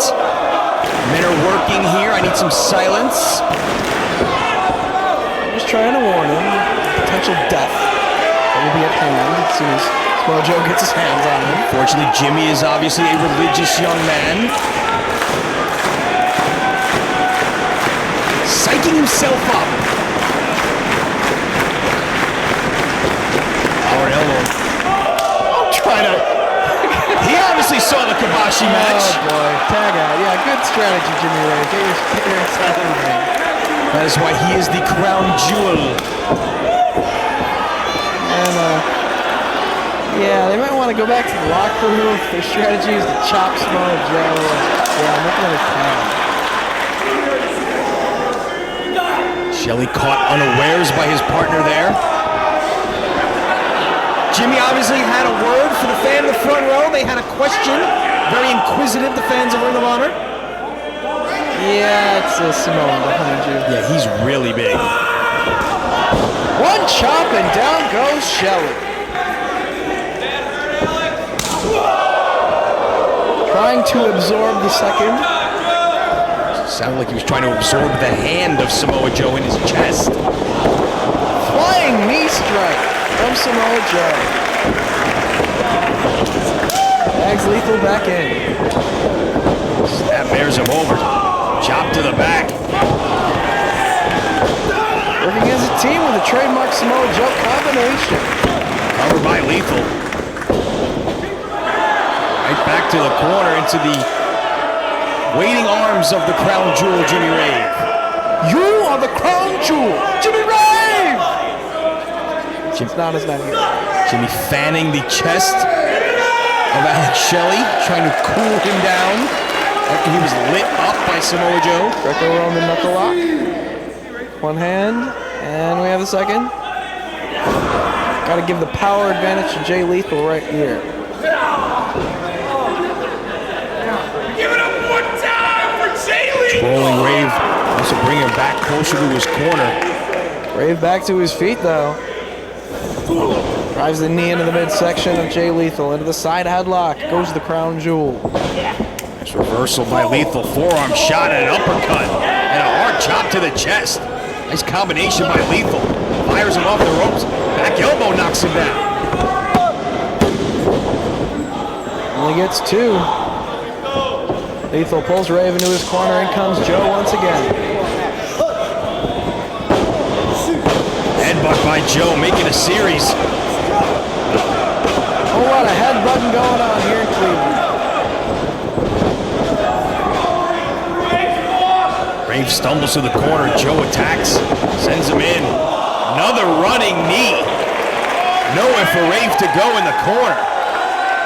And Dave, Somebody got a dirty face.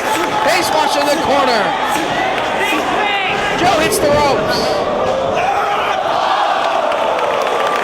running boot right to the face of Jimmy Rave.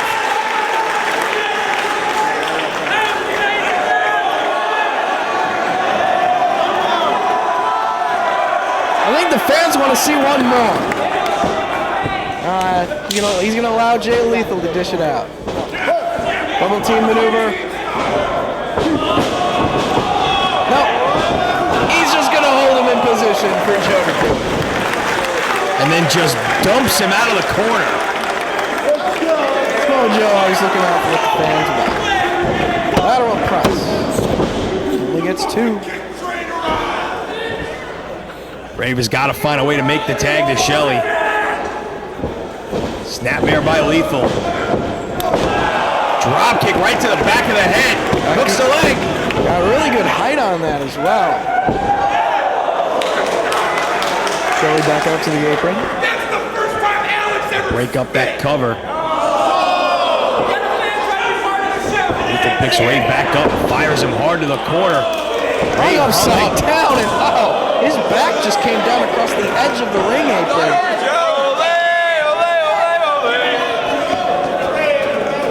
And Lethal's gonna follow him out there. Rave peeking behind him, see Lethal following him. Right back into the ring he goes. The chasing game makes the tag. Blind tag, Lethal never saw it. And Alex Shelley is the legal man, pulls Jay Lethal back inside the ring. Very smartly done by the Embassy. Shelley holding on to that top rope while he drives the boot to the throat. Jimmy Rave makes his way back up to the apron. Of course, as we mentioned earlier, tomorrow night in the Buffalo area, Samoa Joe gets the opportunity to regain the Pure Championship from Nigel McGuinness. At the Buffalo Stampede. That's right. Traps the head of Lethal, extends the hand, Jimmy Rave, tagged back in. The Embassy firing away on the back of Lethal.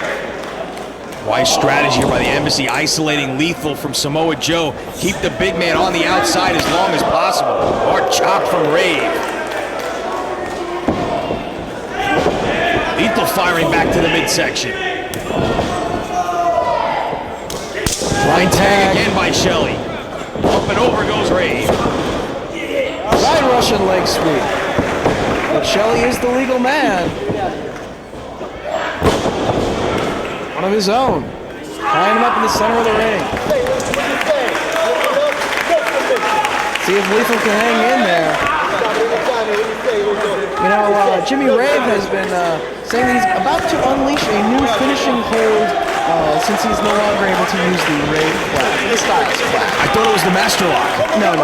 He's about to unleash a new finishing hold here in ROH, and he has determined that fans are not ready to see it just yet, but he's got big things planned. It's going to put everyone away. I don't know what it is. Lethal in trouble in the corner. Shelley drags him out by the hair. Snapmares him over. Leg across the throat as he makes the tag to Jimmy Rave. Classic fist drop off the second. Right into the cover. Hey, Lenny Leonard, it's time to pay those bills.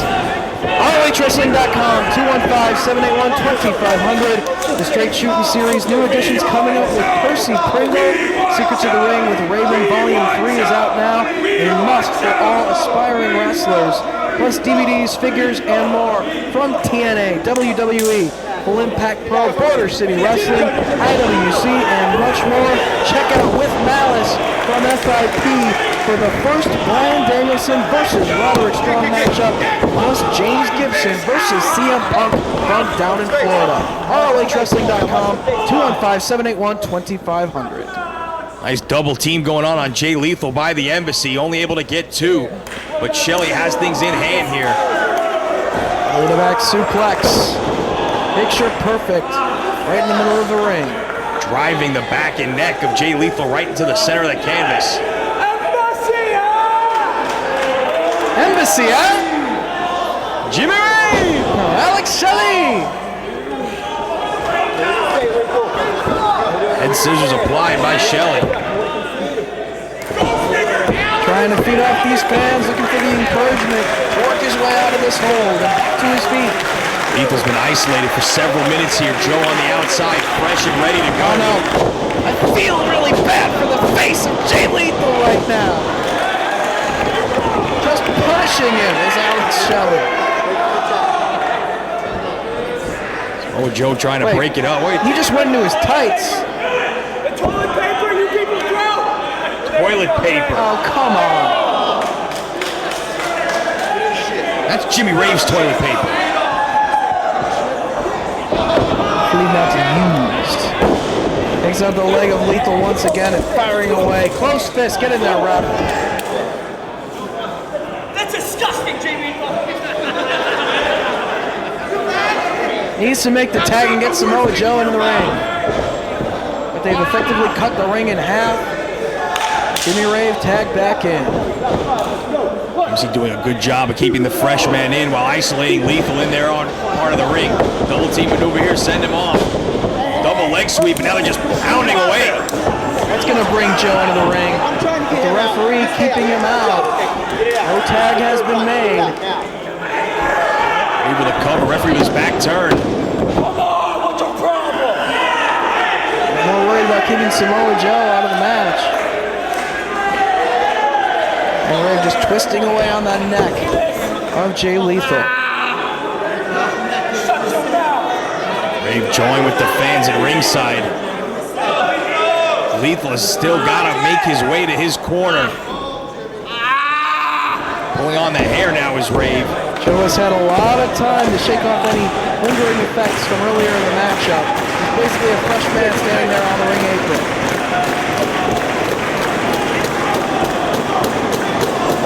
Lethal firing away at the midsection. Handful of tights and a lariat from behind. Right to the back of the neck of Lethal. Grabbing hold of the tights, it's a dirty tactic, but it did the trick and kept him away from tagging Samoa Joe. Shelley just punting the ribs of Jay Lethal there as he was exposed by Jimmy Rave. Slowly, Alex Shelley setting up for the neck breaker and drops him down to the canvas. Just cranking down on that neck breaker. And wants none of Samoa Joe. Lethal very close to the corner there. Shelley doing a good job of getting in between Joe and Lethal. Now just taunting Joe there. That's got to be a mistake. And spitting at Samoa Joe as well. Once he gets tagged into this matchup, Alex Shelley is going to pay for it. Lethal firing back. Shelley connects to the midsection and drives him to the corner, tagging in Jimmy Rave.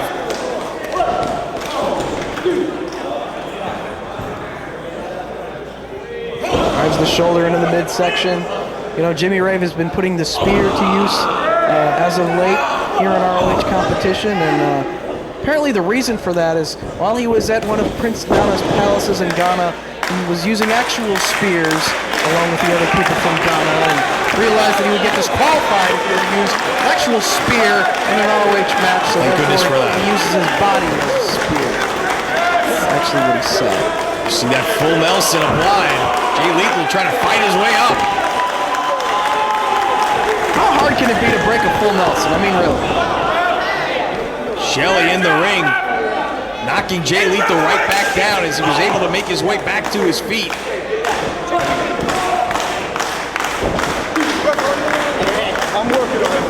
Rave off the ropes. Hard forearm shot right to the top of the head. Past several minutes of the match has been all Embassy.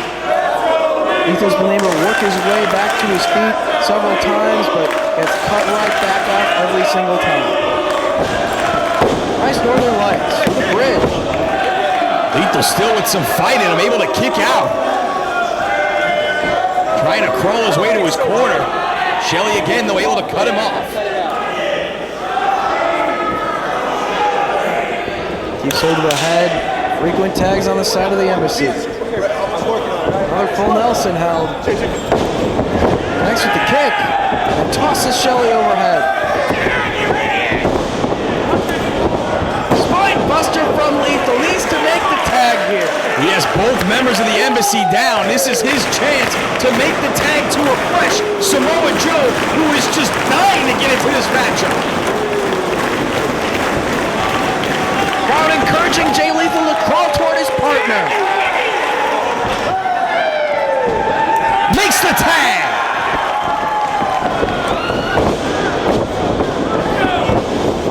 Forearms and big boots from Samoa Joe for both Jimmy Rave and Alex Shelley. Reversal by Rave. Caught with an inverted atomic drop. And a big boot from Joe. Back Sutton as well. But Rave kicks out. Powerbomb coming up. Rolls him over into the STF.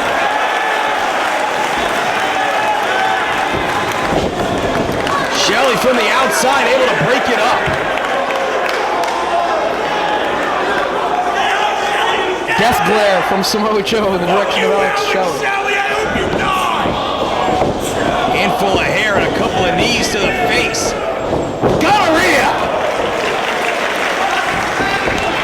Running knee, cover. No, only two. Shelley tagged back in.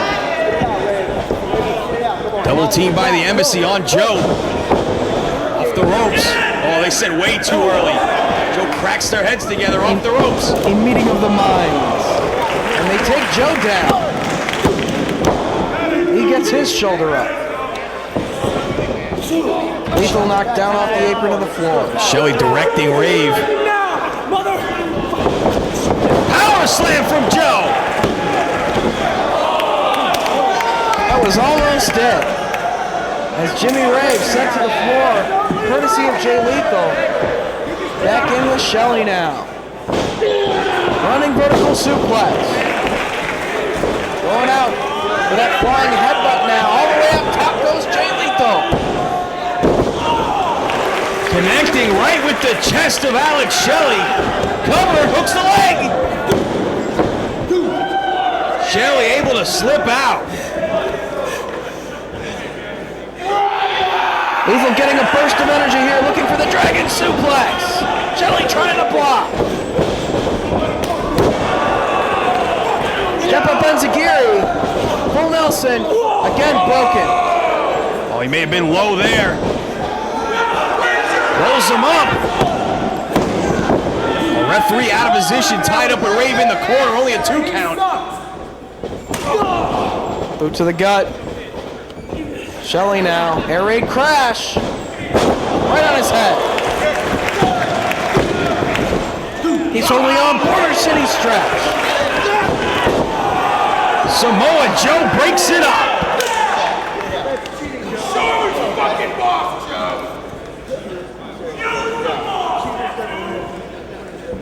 Shelley making his way back over to Jay Lethal in the corner now, ringing away on the arm. Reversal of the Irish whip. Shelley into the buckle. Elevates Lethal up and over, but landing on the apron. Shoulder block to the midsection. Springboard from Lethal into the DDT. Instead of crawling over to make the cover, he crawls to make the tag to the fresh Samoa Joe, who is going to fire away in the corner with chops and right hands to the face of Alex Shelley. Shoots him off. Runs into the boot, does Joe. Make it 2. Shelley catches him again.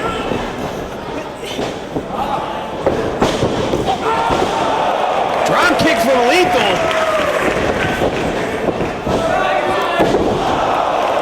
Dragon suplex on Rave. Shelley on top.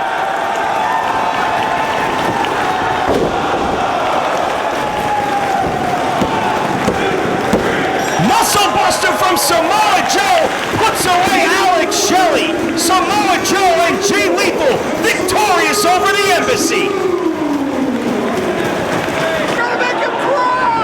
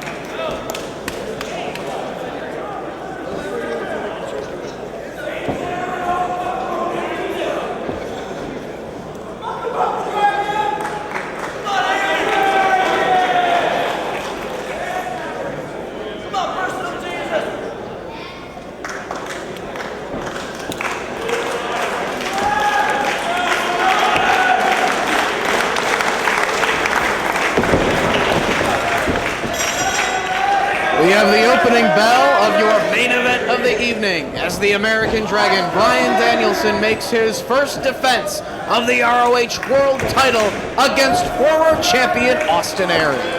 Danielson missed the shows last time out in New York and Philadelphia. He had prior commitments before coming back to ROH and winning that world title.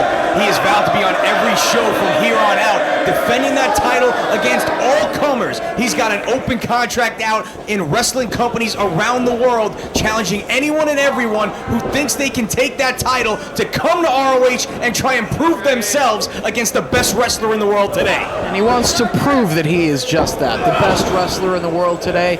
Take on anyone and everyone and defend that title with prestige. He's such a great scientific wrestler. We saw a true game of human chess in that matchup where he took the title off of the waist of James Gibson. It was one of the most smartly wrestled matches anywhere in 2005, anywhere in the past 10 years in professional wrestling.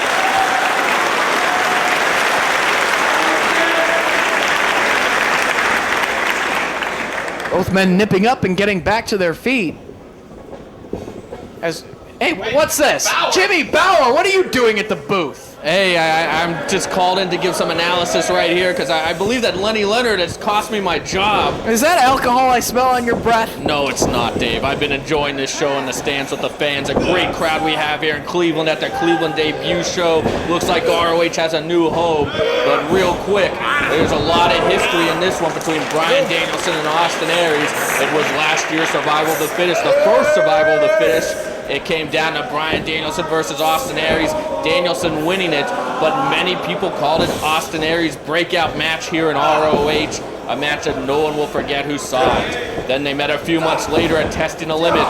2 out of 3 falls, as you see some vicious headbutts there back and forth, but it was 2 out of 3 falls, and they battled for over 60 minutes at Testing the Limit.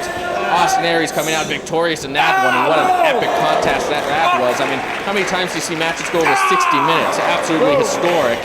But it was earlier this year, Nowhere to Run in Chicago.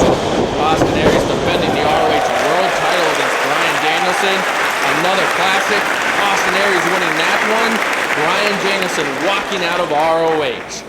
And like we saw a few shows ago, it was Bryan Danielson making his return at Glory by Honor 4, defeating James Gibson in what I consider one of the best matches in company history, winning the world title, and now, ironically enough, he's making his first defense against Austin Aries, a man that drove him out of ROH. Bryan Danielson, one of the true founding fathers of Ring of Honor, a true representative of the style and what the company is all about.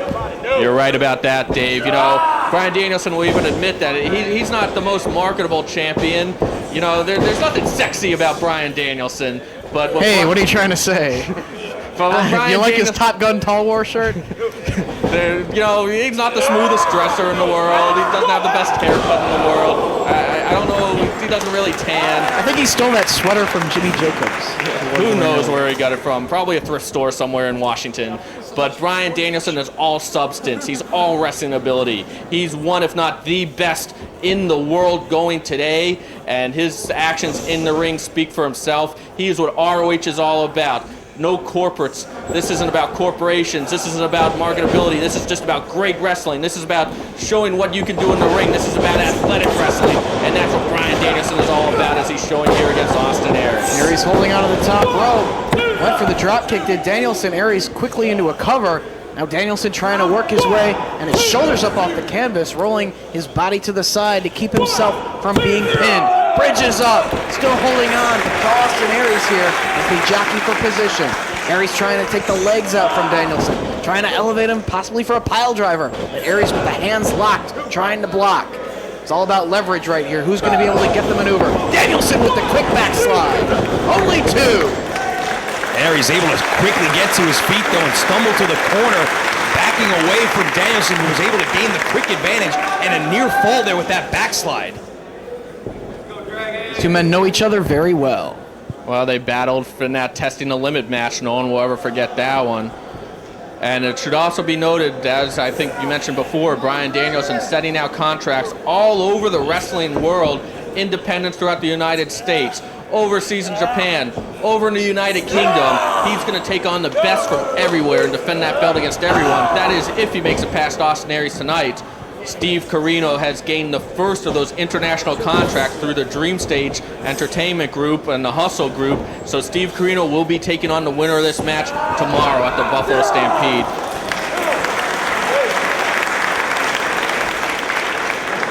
The Japanese stranglehold locked on Austin Aries. Both men in a standing position here. Danielson trying to hold on as Aries works his way into the ropes. And senior official here in ROH, Todd Sinclair, asking for the break, but he just pulls him into the center of the ring, keeping the hold. Again toward the turnbuckles goes Aries, and uses them to free himself from the hold and come up with the wrist lock.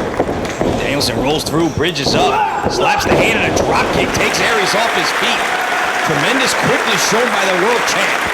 Both men showing why they're such skilled professional wrestlers and why they have both worn the championship. You know, I really didn't think that Bryan Danielson could get any better. I mean, he's had so many classics since the very first Ring of Honor show. I mean, you name it, AJ Styles, Paul London, Jushin Liger, Low-Ki. I mean, he's fought them all. Great matches against all of them. But Bryan Danielson, I mean, he's looking refreshed. He's looking better than ever. Yeah, he shaved off that stupid-looking beard and grew his hair on the top of his head back out. Well, besides that, I mean, in the ring, I mean, he's so crisp. He's so athletic now. There's so much spring in his step. And he's wrestling with such intelligence. I mean, it's just unbelievable. It's just such a pleasure to watch him and an honor to have him as Ring of Honor World Champion. He says that belt means wrestling freedom to him. He's not told what to do by anybody. He possesses that belt, and he's showing that wrestling freedom right here against Austin Aries. Oh, he's truly someone that the fans and the entire locker room can be proud of to have as the ROH World Champion. Following in the footsteps of James Gibson as well, who on his way out defended that title with honor. He said he had that big money contract in the WWE waiting for him. He was not leaving until someone was able to take that title from him. He defended it with honor, and Bryan Danielson is looking to do the exact same thing in his reign as world champion. Well, Danielson was that someone who was a better wrestler than James Gibson on that given evening, and took the title, and hopefully Bryan Danielson looks to hold on to that championship for a long time to come.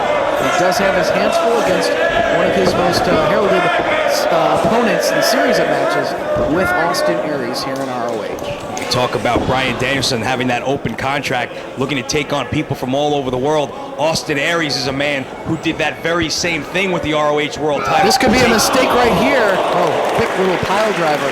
Don't want to put Austin Aries into a head scissors because he'll drop kick you right in the face. I've seen it a million times. And hopefully Danielson will be able to block any attempt. Yeah, but look where Danielson's hand positioning is right there, and his forearm in the back of Austin Aries, immobilizing him. And Aries first to come over. Oh no! Oh no! Oh, come on! There's the quickness of Austin Aries. And you notice that time Danielson didn't have that forearm position in the back of Aries. He did his best to block it the first couple of times. Aries just too quick there. And Lenny, before you were saying about what kind of a champion Austin Aries was, and he was definitely a great Ring of Honor World Champion, defending the belt in just 6 months, almost as much as Samoa Joe did in 2 years with the more shows scheduled for ROH, taking the belt internationally, taking it to Europe, taking it to Mexico. Austin Aries taking on all top challengers. In fact, the schedule that he took on might have been a little bit too rough, and it really wore him down, and that's what gave CM Punk the opportunity to win the world title. Austin Aries had a neck injury going into that famous CM Punk match at Death Before Dishonor 3. Oh, Aries was very determined to not only live up to the illustrious reign of Samoa Joe before him, but to make his own history and defend that title more frequently and against more people. And he certainly did that during his reign. And now Bryan Danielson looking to make his own mark, holding onto the championship himself. And right now he's holding onto this arm in hammerlock position down on the canvas. Using the feet effectively to tie up the left arm there of Austin Aries, pinning it against his body as he cranks back. Danielson had achieved so much in this promotion up until middle of this year that when he was unsuccessful in taking the title from Austin Aries, he walked out saying that, you know, there's nothing left for him to accomplish if he couldn't become the ROH World Champion. He went to Europe, fine-tuned his game, spent more time in the gym, and came back more focused than ever, and in his first match back, won the championship from James Gibson.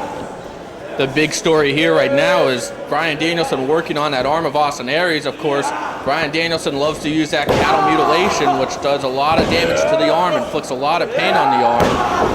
And we saw against James Gibson, he used that cross-faced chicken wing, and that's what brought him the world title. And of course, the cross-faced chicken wing does a lot of damage to the arm as we got a big back suplex from Danielson. Doing more damage to Aries. Sinclair checking on his condition. See Aries trying to shake the cobwebs out of that left elbow. Obviously feeling the effects of Danielson's attack on that arm. Now wrapping up his arm in the ring ropes. 2, 3. And once again, this time over the top. And pulling back on the face. I have till 5, referee. And he's got till 5, releasing at the count of 4. As Sinclair applies the count again. Like I said, I have till 5. He does have till 5.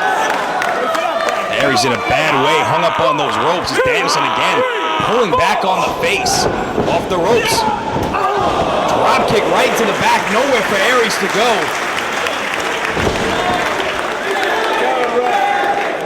Danielson has just so many different tactics and strategies in his repertoire to put to use.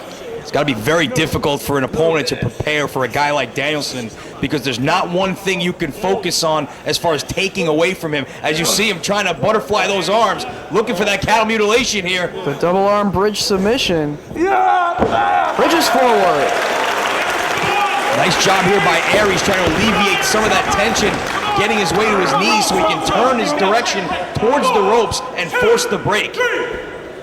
And Danielson releases the hold, but quickly going back to work.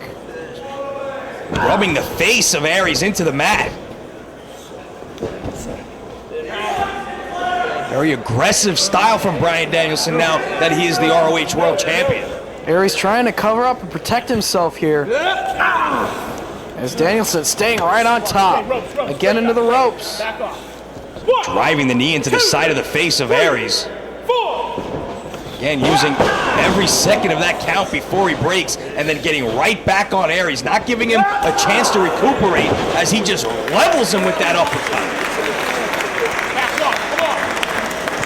Everything Bryan Danielson does is so crisp and so precise.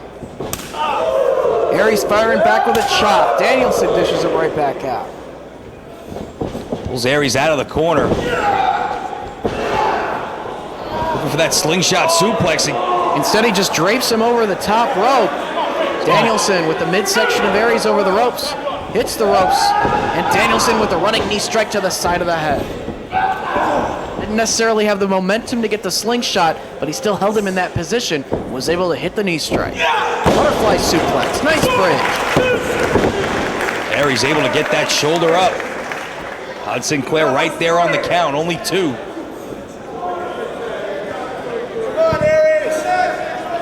Aries struggling to get back up. Hard chop. Danielson maybe trying to bring a little bit more fight out of Aries here. Forearm shot, but that elbow is causing Aries problems.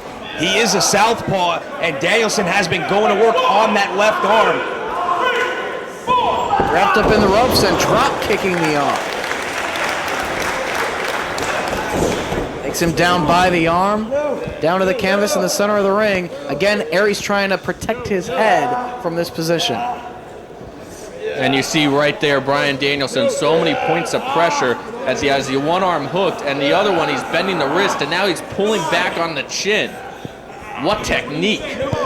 Why he's the best. Aries uses his own leverage to force the shoulders of Danielson down for a near fall.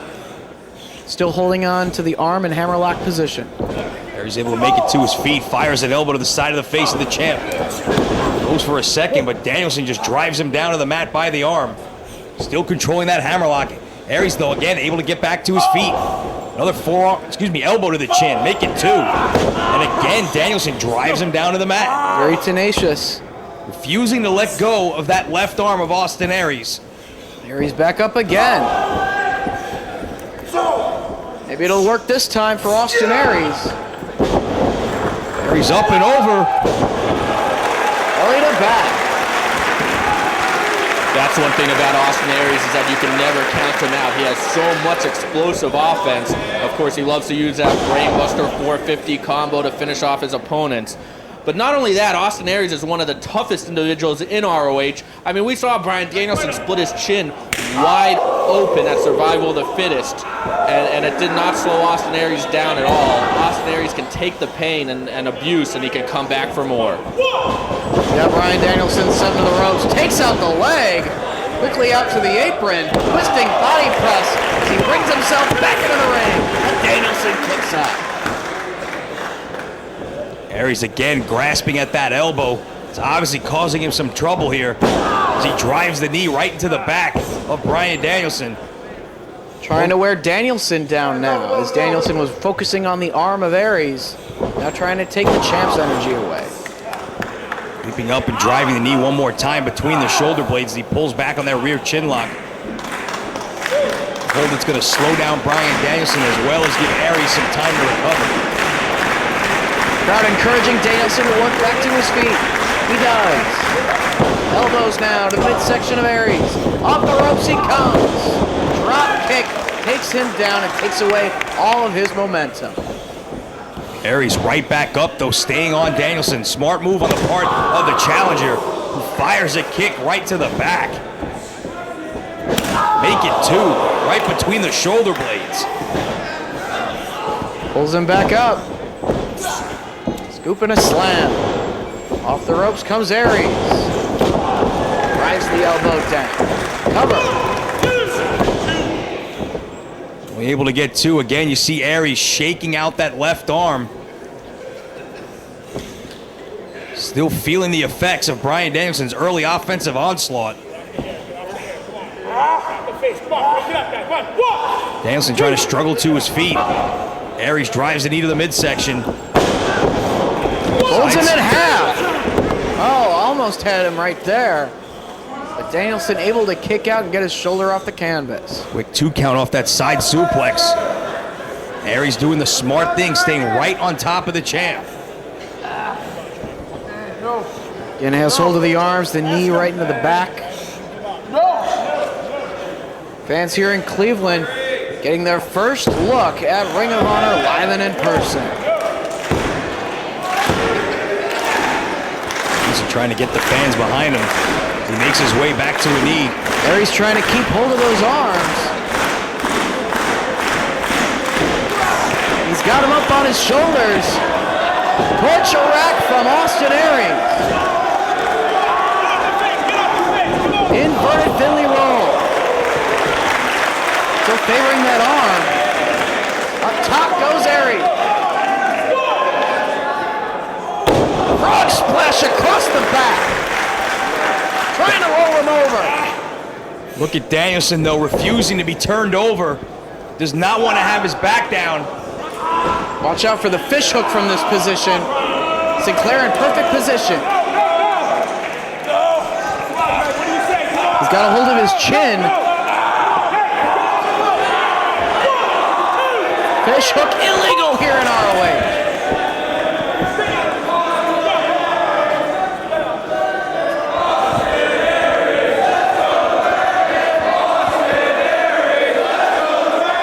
You hear the great fans here in Cleveland voicing their support for both men. Austin Aries on a roll right here. Bryan Danielson unable to follow up on Austin Aries' arm. Aries shaking out the effects of it. Bryan Danielson needs to follow up on that arm soon and mount some offense. Shades of Tiger Mask, backflip out of the corner. Spin kick connects. And down goes Aries. Both men feeling the effects and down on the canvas. Sinclair applies a double count. Both men down. Whichever one is going to make it to their feet first is going to have a decided advantage here. See Aries grasping at the back of his head.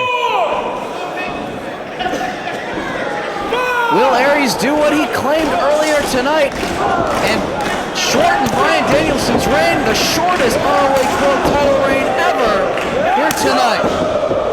Danielson firing away with a series of chops. Pushes him into the corner now. Hammering the chest and midsection with kicks. Danielson really getting his second win here. Drives the back of Aries into the opposite corner. And right back to work with the kicks. Pulls him out of the corner now. Gut wrench suplex coming up from Dragon. Nicely done, takes him right over, cover. Did not hook the leg, only able to get two. Danielson looking to follow up. Places Aries on the top turnbuckle. European uppercut rocks Austin Aries, who's hanging on.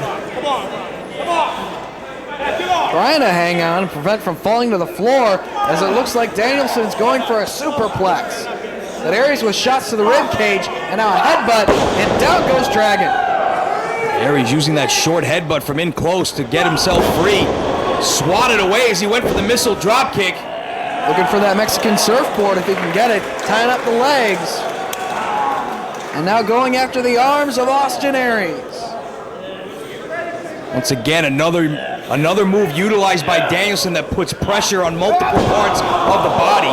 Aries fights him off, and instead he just stomps on the back of the knees. He's like, if you're not going to give me your arms, I'm going to take away your knees. Maybe next time Austin Aries will let him grab hold of those arms to save his knees so he can walk tomorrow. Going for it again. What kind of choice is that to make? You either lose your knees or your arms. I mean, good point. But Bryan Danielson's very tenacious. He's going to do one or the other. And right now, it's a whole lot of body parts on Austin Aries in a world of pain. Aries shoulders down, under the ropes though. That's one thing about this new ROH canvas. If someone's in the red, you know that they're just about under the ropes or at the ropes.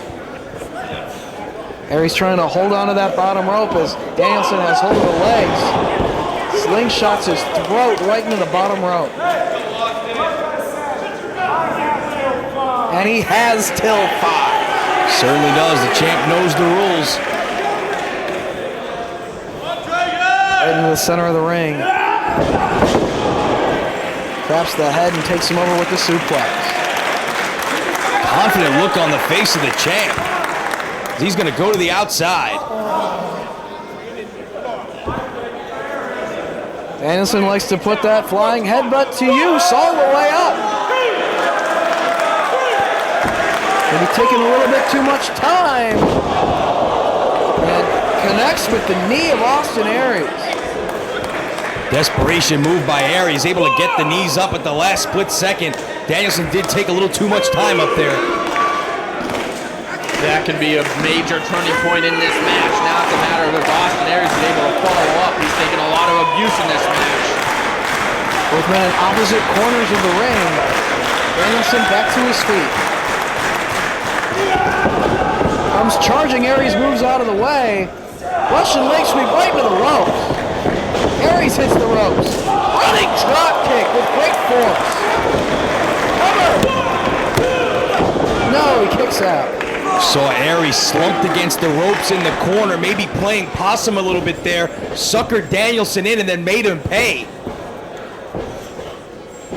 Aries now. Plants him chest first down to the canvas. Trying to get the submission right here. He's got the arms trapped. Danielson locked right in the center of the ring. Not giving it up. Sinclair's asking him. Shouting no. Aries changing it up a little bit. Any combination here. Only 2.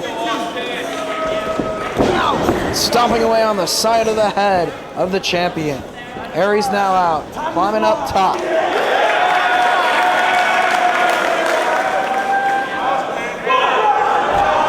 Desperation move by Danielson, able to hit the ropes, and Aries gets crotched on the top.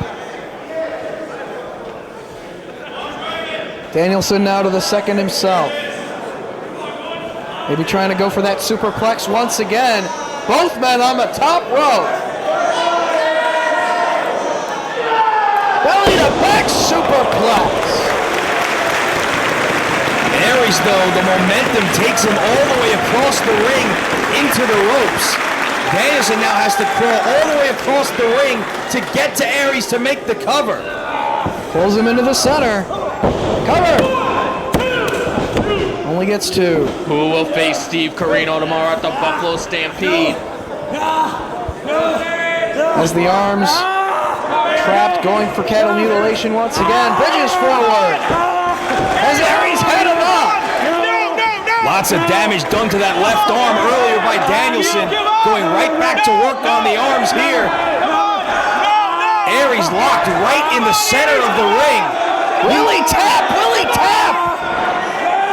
Nowhere for Aries to go. Danielson rolls him over. Oh, so close right there. Danielson has used that combination on several occasions to earn victories. If he can't get the submission, get a quick pinfall. I believe that earned him a fall in the testing the limit match, too. Danielson back to his feet, looking very focused, wanting to make his first defense successfully of the ROH World title.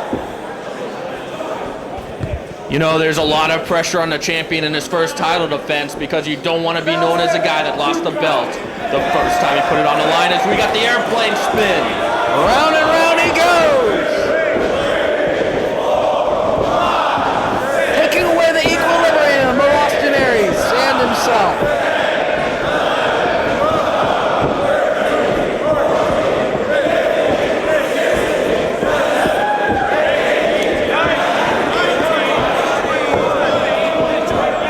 Aries grabbing the rope to save himself. Who knows how many more rotations there'd be. Crucifix bomb! This is what led Aries to victory and nowhere to run.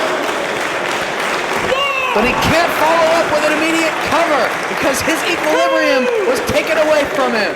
Both men are down, feeling the effects. This led to the Brainbuster in 450 last time, no. Let's see if Aries can follow up now and win the world title. Trying to figure out where he's at and where his opponent is. Back to his feet, barely. Grabs hold of the hair of Bryan Danielson, looking for the Brainbuster. No, Danielson stays on his feet. O'Connor roll.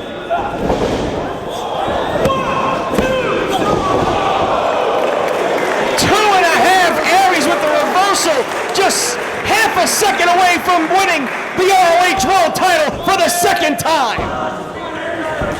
Aries back to his feet. Danielson trying to get the support of the fans here in Cleveland as well.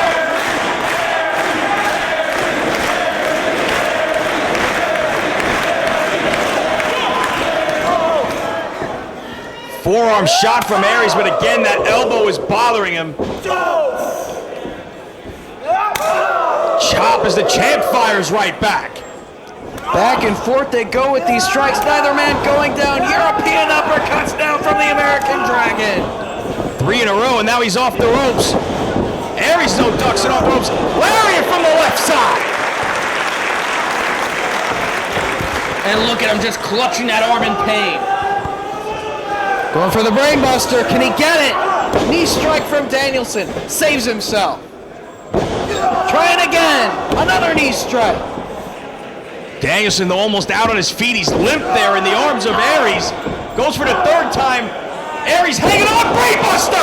Even though he was able to connect with 4 knees, resilient, holding on, and drops him on his head. I think they both might be knocked out, though. Aries has an arm over. Oh! 2 3/4. He might be looking for the 450 right here. He pulls him into the corner, and he's going to the outside. The 450 splash and earned Aries the ROH World title at Final Battle 2004. Can he make it a second title reign here tonight in Cleveland?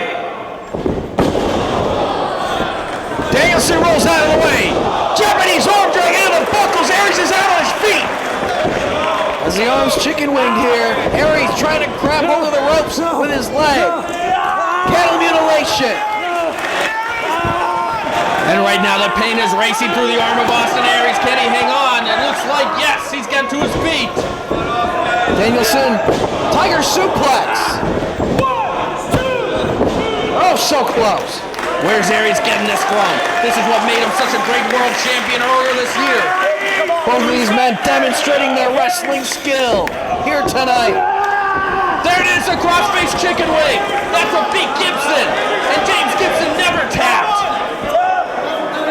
And look at that, Bryan Danielson forcing Aries down, and he taps. Bryan Danielson has success. successfully made his first defense of the Ring of Honor World title. It will only get tougher tomorrow night. Bryan Danielson versus Steve Corino at the Buffalo Stampede. Austin Aries, part of the big Generation Next versus Embassy. No DQ war. For Dave Prazak and Lenny Leonard, I'm Jimmy Bauer. We will see you tomorrow night at the Buffalo Stampede.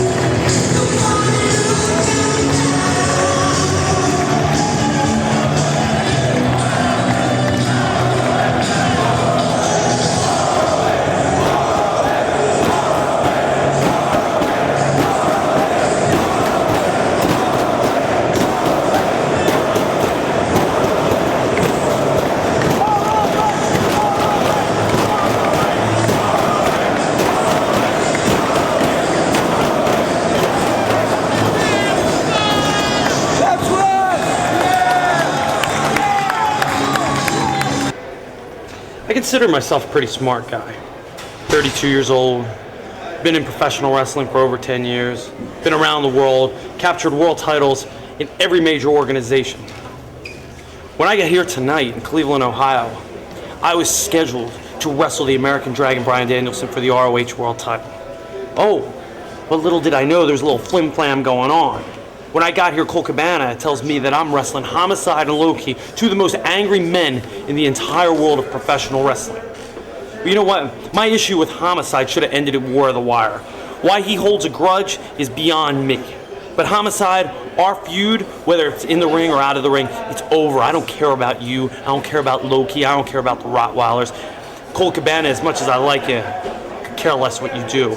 I'm about the World Heavyweight Championship. And I sat in the locker room and every one of the boys turned their back on me because I've been gone for 7 months. I realized that it wasn't Colt Cabana that set me up. It wasn't Homicide that set me up. It wasn't Low-Ki that set me up. ROH. ROH that's been holding me back for 7 months. ROH that put me as a baby face when everybody knows that Steve Corino is at his top game. When he's causing problems, making trouble. When you have the answers, I change the questions. You remember that little line? Roddy Piper may have originated it, but I perfected it. So, with Dream Stage Entertainment's help and the great people at Hustle, I secured myself a world title shot in Buffalo, New York. Buffalo, where I was huge. Let me tell you something. Steve Corino made Buffalo. When Steve Corino went to Buffalo, people came. And Bryan Danielson, you have the ROH World title. I need it. I need it. And you know why I need it? Because ROH doesn't want me to have it. Because ROH knows that when Steve Corino walks out of Buffalo, New York with the World Championship, that ROH is under the control of Steve Corino. And this company will never be the same.